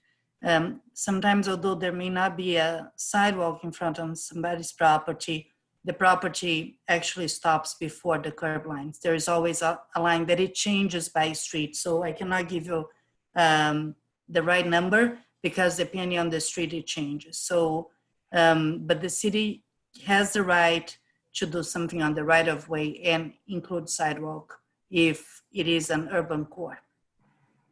Okay. It seems like the amount of traffic we have already is a nightmare and could be better managed. Is there a plan to have traffic flow better, especially around exit 16 bottleneck? Is there a traffic management plan? So there is a plan to realign and fix the East Avenue roadway from exit 16 southward. So that's part of a separate project that is being done in conjunction with the state of Connecticut, as well as improvements to and replacement of the East Avenue rail bridge. The state is, you know, they're not at this stage yet, but they understand that exit 16 is an issue and needs to get realigned as well. It's a very tricky intersection with all the side streets that enter in at close proximity. We recognize that as well. Will residents be allowed to make their single family homes multifamily if it's in the plan area? The zoning changes apply to regular residents too, not just businesses or developers.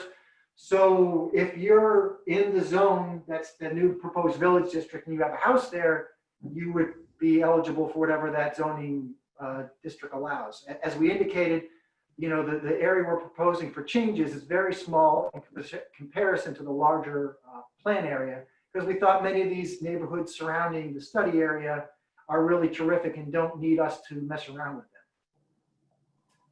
Next one, I understand that the whole TOD concept is nationwide. I believe Westport is planning small TOD near their train station, as is Green Farm area being discussed. When will the Rowayton station be considered for a TOD? Please don't dismiss this question like the first one I submitted.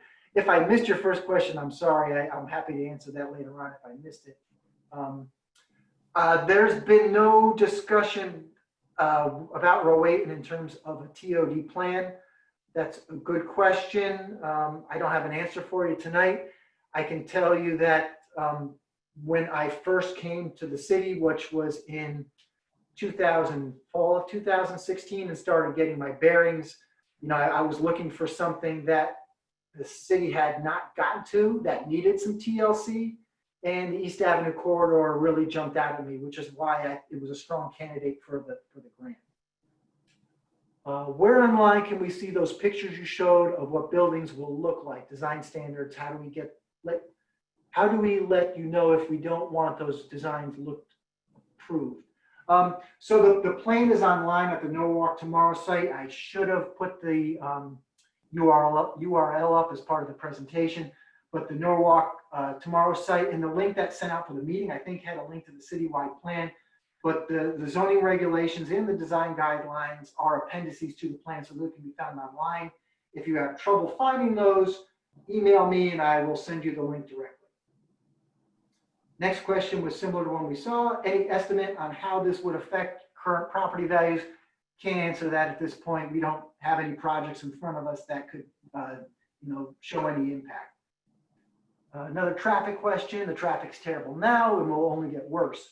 Numerous road improvements will not make traveling down East Avenue any better. It is a nightmare. I travel up and down East Avenue numerous times a day. Also, no one is mentioning or talking about how this will affect property taxes. East Norwalk has higher property taxes than most other areas in Norwalk already. How much more can the city of Norwalk expect East Norwalk residents to pay? So we did address traffic questions that we anticipate that the improvements planned on East Norwalk, which include timing of the lights. So if you ever drove up and down West Avenue, before the mall was put in, it was stop and go, it was a mess. Those lights are all synchronized now and the flow moves much better, which will speed up traffic. So there's a light proposed for Fort Point Street as part of the improvements, and those will sync up with the lights to the north, and that should improve the flow. Is there anything in any plan to make getting from the southbound side of the East Norwalk station to the northbound side and vice versa? Yeah, so there are, as part of the new bridge, there's I'm thinking of the rail platform improvements, and the connectivity between the two stations is contemplated in that. There are elevators planned, so it should improve the pedestrian safety and connections between those two stations when that plan is realized. Unfortunately, we're at the part of the walk bridge program in the DOT's timeline, so when that gets implemented, that should help that situation. Okay, so this isn't about taxes. Why is maximizing the train station a goal? More people come to it if it's nicer, more traffic, but how does this help East Norwalkers? More people density will be more cars, and nicer train means people coming from other towns, more traffic. Why does this help residents? So, I mean, nationwide, and a lot of this, I understand there's a COVID pandemic and people's living patterns are vastly different today than they were 6 months ago, and probably will remain so for the near future. But, it's a basic concept that it's better to have people living in proximity to transit access, infrastructure access, and walkable environment. That's just, our population worldwide, nationwide, is constantly expanding. It's not slowing down. So where are people going to live nationwide? It doesn't make sense for people to live out in areas that don't have sewer capacity, don't have any city infrastructure, sidewalks, or transit, because then you're just forcing people to drive from further away, which adds expense to them, is bad for the environment. So that's one of the reasons why we're doing what we're doing. Is there a state of Connecticut proposal for exit 16 to facilitate traffic flow on East Avenue? Not yet. I think it's on the state's radar. They floated that idea of that double diamond intersection, but that's the last we saw of that. Vanessa, I don't know if you know any more information than what I just stated.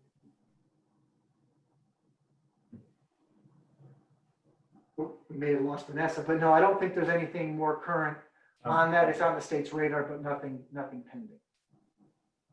Okay, so Sorry, I said I was on mute. Brian just talk now. No, you're correct. There was this plan, and now the plan kind of is in the back burner. But we truly believe that after they do the improvement on East Avenue and the replacement of the bridge, it will make a lot of sense for them to come and do the improvement on exit 16. Okay, thanks, Vanessa. So am I understanding this correctly? One of these large buildings, like you showed in the rendering, could be built on Gregory Boulevard at Wells Fargo and all along East Avenue from I-95 to the cemetery. Just trying to understand the no cap statement. I'm not sure what the no cap statement refers to. So what was shown in some of the images that you saw were 2.5, 3-story buildings, and some of those were a mix. So the zoning regulations right now allow 2.5 stories. We're proposing 1 additional story, which we feel is very modest, in proximity to a Metro North train line, an hour or so from New York City. We feel it's appropriate and will really enhance the area. That's our reason and rationale for proposing that. I think the prior question was, once this zoning is approved, is it a free-for-all as long as those guidelines are met, no special permit? Now, I think I answered that already. The second part of that was developers could develop any piece of land. There are a lot of lots to worry about. Will this developing ever end until there is nothing left?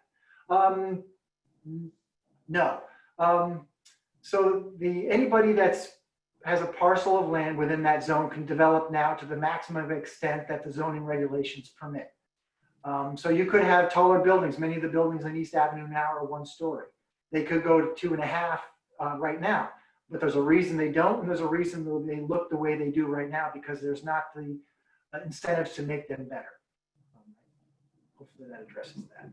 Steve, just to clarify, you had addressed this earlier, but just to confirm that a special permit is required for what we're talking about for those mixed-use and multifamily buildings. Yes, thank you. Thanks, Emily. No one is building up more because no one wants that in East Norwalk. Well, I think I just answered that similarly in the last question. East Avenue is the only area we're proposing that extra story or the extra density. We're not proposing it in, without doing the math, 3/4 of the study area. The area is in proximity to a train station within walking distance. It just, from a planning standpoint, it's good, smart growth policy.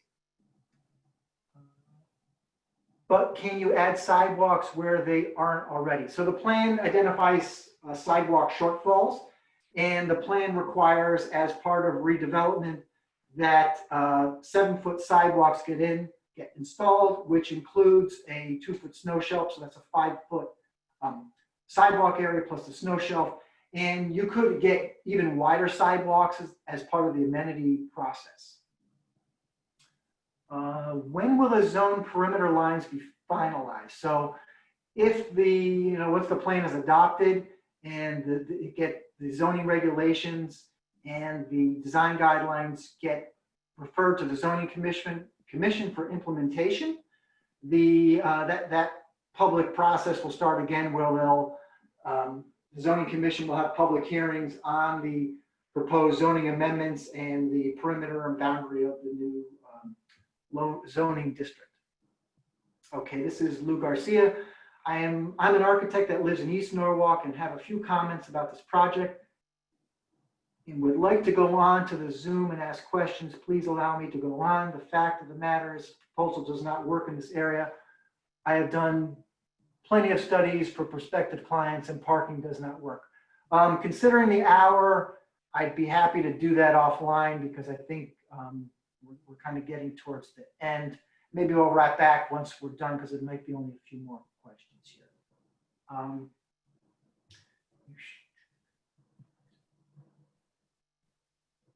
Okay, it says it's not a plain question, but it says you should add the comment feature to the Zoom meetings and monitor them. That you would find them very insightful. So I addressed as many as I could before I started talking, and now I'm getting to all of them now. I'm not sure what the reference is. Diane CC, the I-95 plan for implementation has been 27 years in the making. Yes, I believe that's probably correct. If more desirable train station area is better for environment, yada, yada, but also bad for East Norwalkers who already have been paying taxes like crazy, I don't really care what's better for people who don't live here. Maybe environmentalists want to help the world, but I care about East Norwalk. So, I mean, my opinion would be that the improvements we're talking about, and if you look at the map again, it's the main recommendations are on East Avenue solely. There's other ones as well, but the main improvements are all on East Avenue. I think that will be for the betterment for the entire area, and I think that'll be a win-win. is the increase in population going to overload infrastructure in conjunction with the additional rental units going on in the city? In terms of the infrastructure, the main one being the wastewater treatment plant, no. From what we can ascertain from our discussions with the WPCA, that's not an issue. The road infrastructure improvements, we think will help the flow over the long term. And as I mentioned early on, each project that comes in is going to have to submit its own traffic study.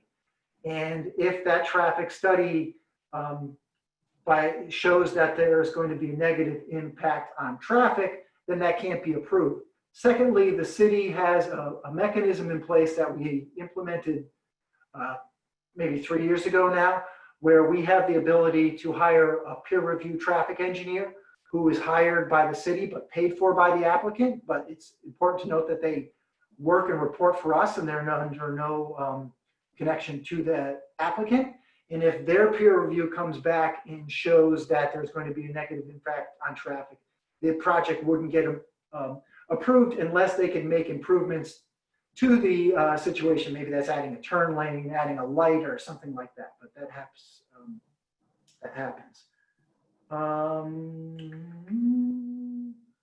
Okay. Question. Okay, I think we're going to cut it off, Brian, because we're going to go around the circles here. And I'll let, there were a couple committee members that wanted to make comments, and we can open it up for that as well. Last couple here. I've lived on Gregory Boulevard for 65 years. As the number of cars has increased, so do the speeds. How are we going to control the speeds after development if you can't control it now? As I mentioned, the Gregory Boulevard intersection needs to get looked at, and that's one of the recommendations of the plan.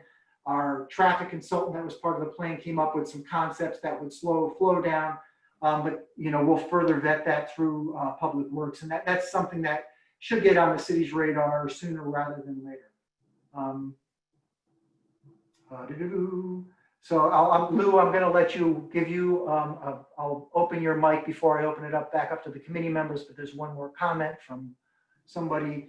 Is it possible for East Norwalk to vote on it in November? So the process going forward is, as I outlined, it's going to get referred to the Planning Commission, who will hold 2 public hearings, and they'll get all the public comments in written form based on what we do tonight, tomorrow night, and then anything that goes back to the Oversight Committee, and they'll hold their 2 public hearings.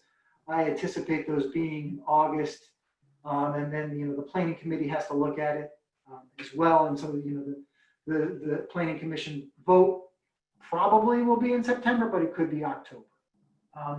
And Brian, why don't you unmute Lou Garcia if you can, and then we'll open up any committee members that want to comment before we wrap it up for the night, because it's 8:40.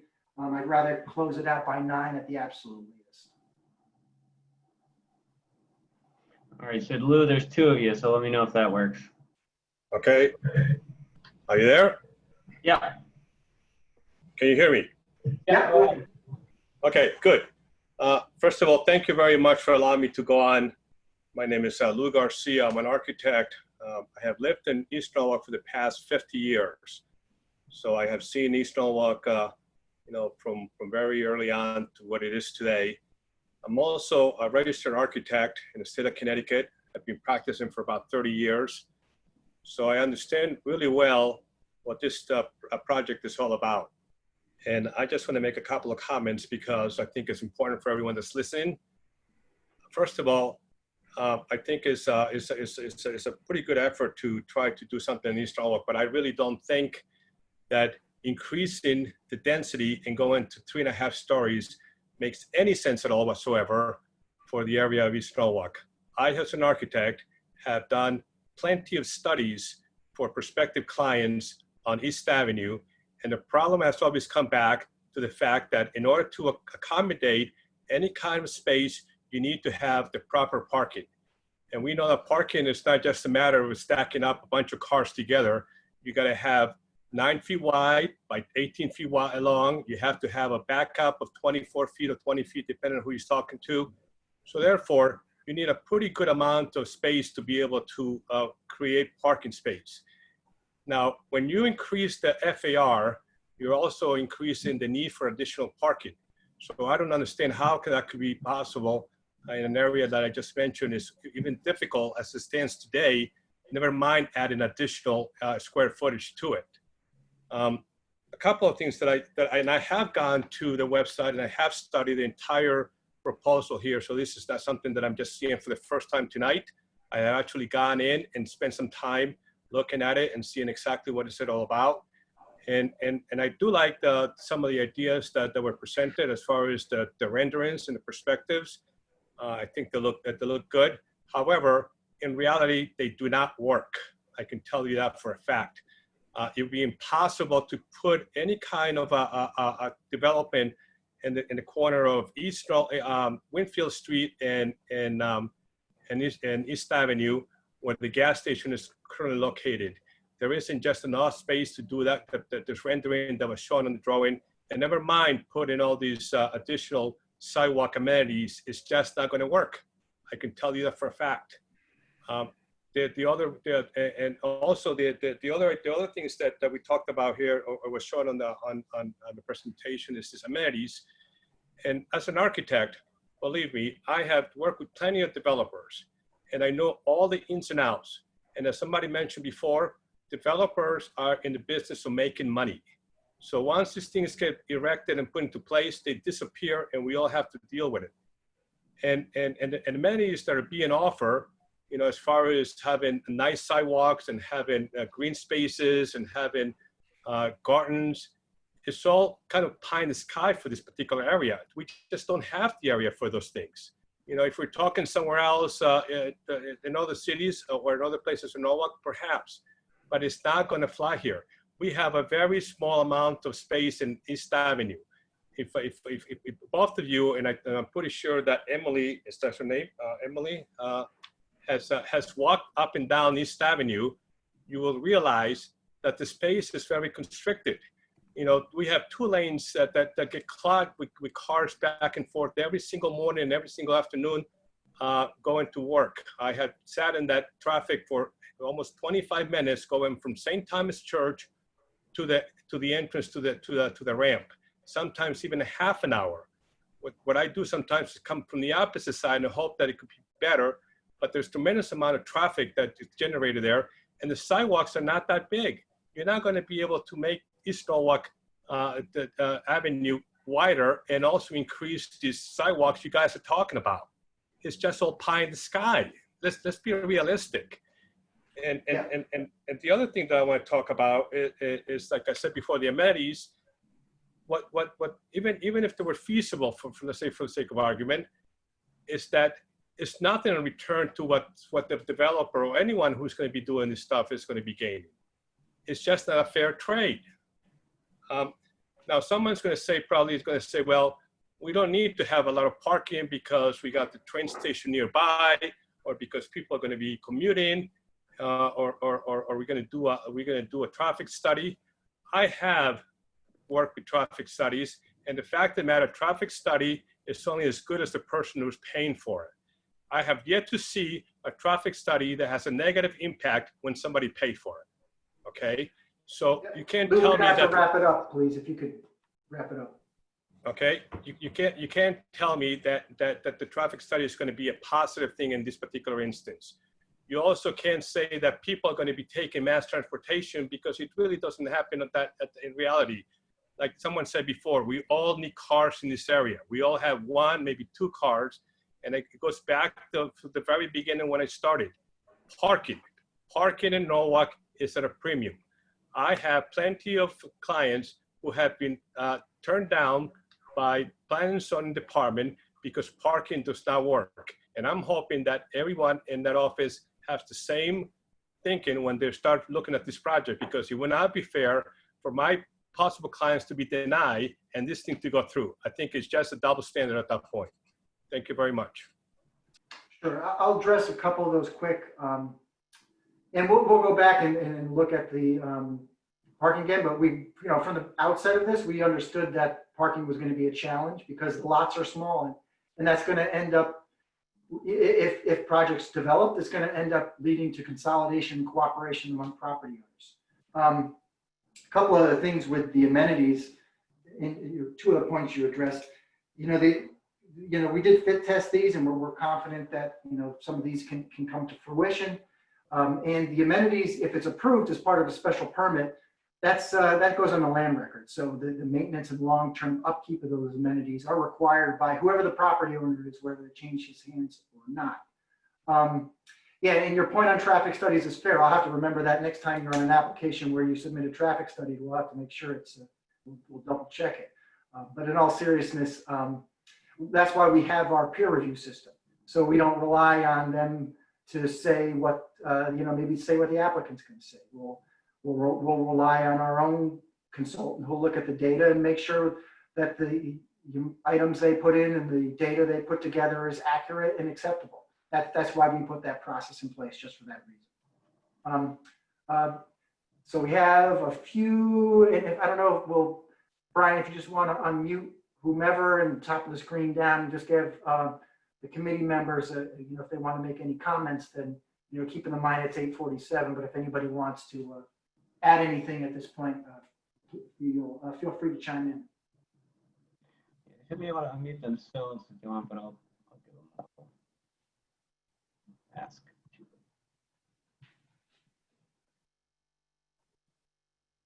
Is that me unmuted, Diane?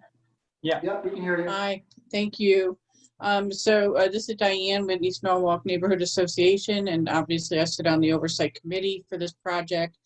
And I want to thank all the members of the public, first of all, for spending their time tonight with this presentation, and staff as well for doing this.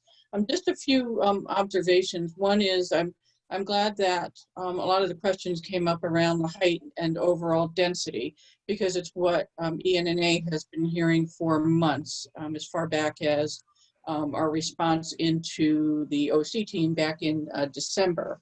And the concerns continue to be raised by more and more people. The reason why I think that people asking the question about setting a cap is legitimate, because the only comfort level they have in not dealing with overdevelopment down the road is what Mr. Klepton describes as the special permit process. And yes, it is true that things have to go to a public hearing, but it's burdensome for the public to have to deal with a public hearing for every application that comes in. So if people are more inclined to want to cap it now at a more reasonable height and density, I think it makes sense to do that rather than have to deal with possibly having the angst and trouble of people having to come in and possibly oppose application after application after application. And I do agree with the architect who, we know, one of the funny things we say is there's never been a traffic study that said, anything other than no significant impact. And back to special permits, Steve, I appreciate your point about some never see the light of day, but I did start to do some research online at the sites that you provide through the city website. And as best I can tell, every special permit application since 2017 was approved, albeit with some conditions put on them. And of the ones that may have been not approved, I think some of those resulted in very expensive legal lawsuits and other legal activities there. I just want to make two other quick points. One is that it's important for the public to be directed to the appendices for the data that you didn't show. Emily, I know you didn't want to go through the points because they are a moving target. It's really important for the people to see the points that are associated with that list of amenities. One, to understand how the point system works, but two, to understand, to look at to see if the totals match their threshold for getting up to 3.5 stories and additional density. The surveys that East Norwalk has done, very few of those amenities people felt should qualify for either the height or density. And when we asked people just in general, of the 200 people that answered, 117 said literally none of the amenities that are on the list right now would qualify for those zoning bonuses. And over 20 of them said that every application would have to contain every one of those. So there's still great resistance to the notion of the amenities as a trade-off for this. And then for the height and density, or for the density itself, this is one of the reasons why the residents have been asking for the fit studies on more of the parcels than were presented. Because even though you're saying that some of this density is really not likely to happen based on the individual parcels, people really want to understand, can it happen? So we do need to see more detail on that. For the numbers themselves, of the 300 people that answered our last survey relative to how many apartments or units they would tolerate as a part of this development, over 300 people answered the survey. 2/3 of them said they wouldn't tolerate any more than 300 apartments throughout the entire plan area.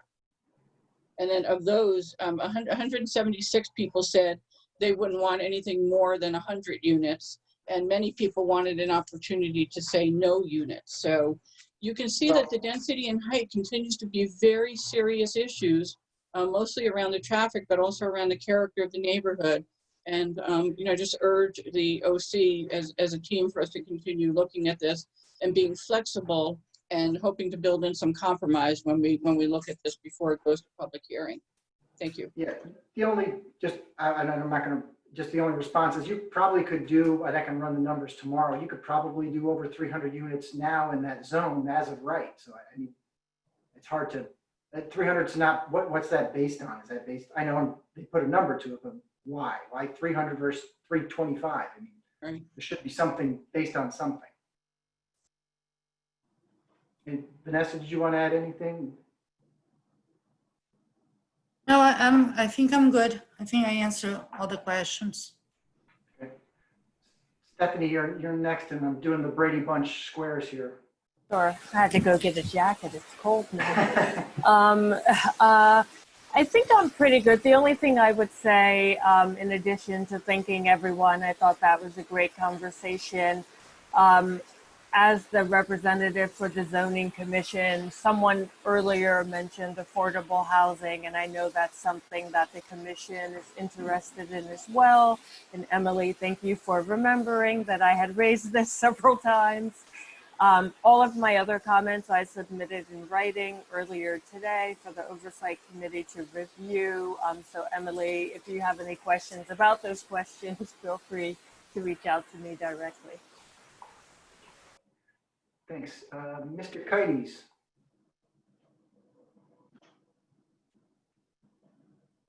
John, you still with us? I'm not. He's on the screen, but I don't see. He's muted. All right. We can. If he's there, we'll let him. Judith, do you want any comments? Oh, you're muted. There you go. Yeah. Oh. Okay. You're good. Right. Now you can hear me. Oh, where did it go?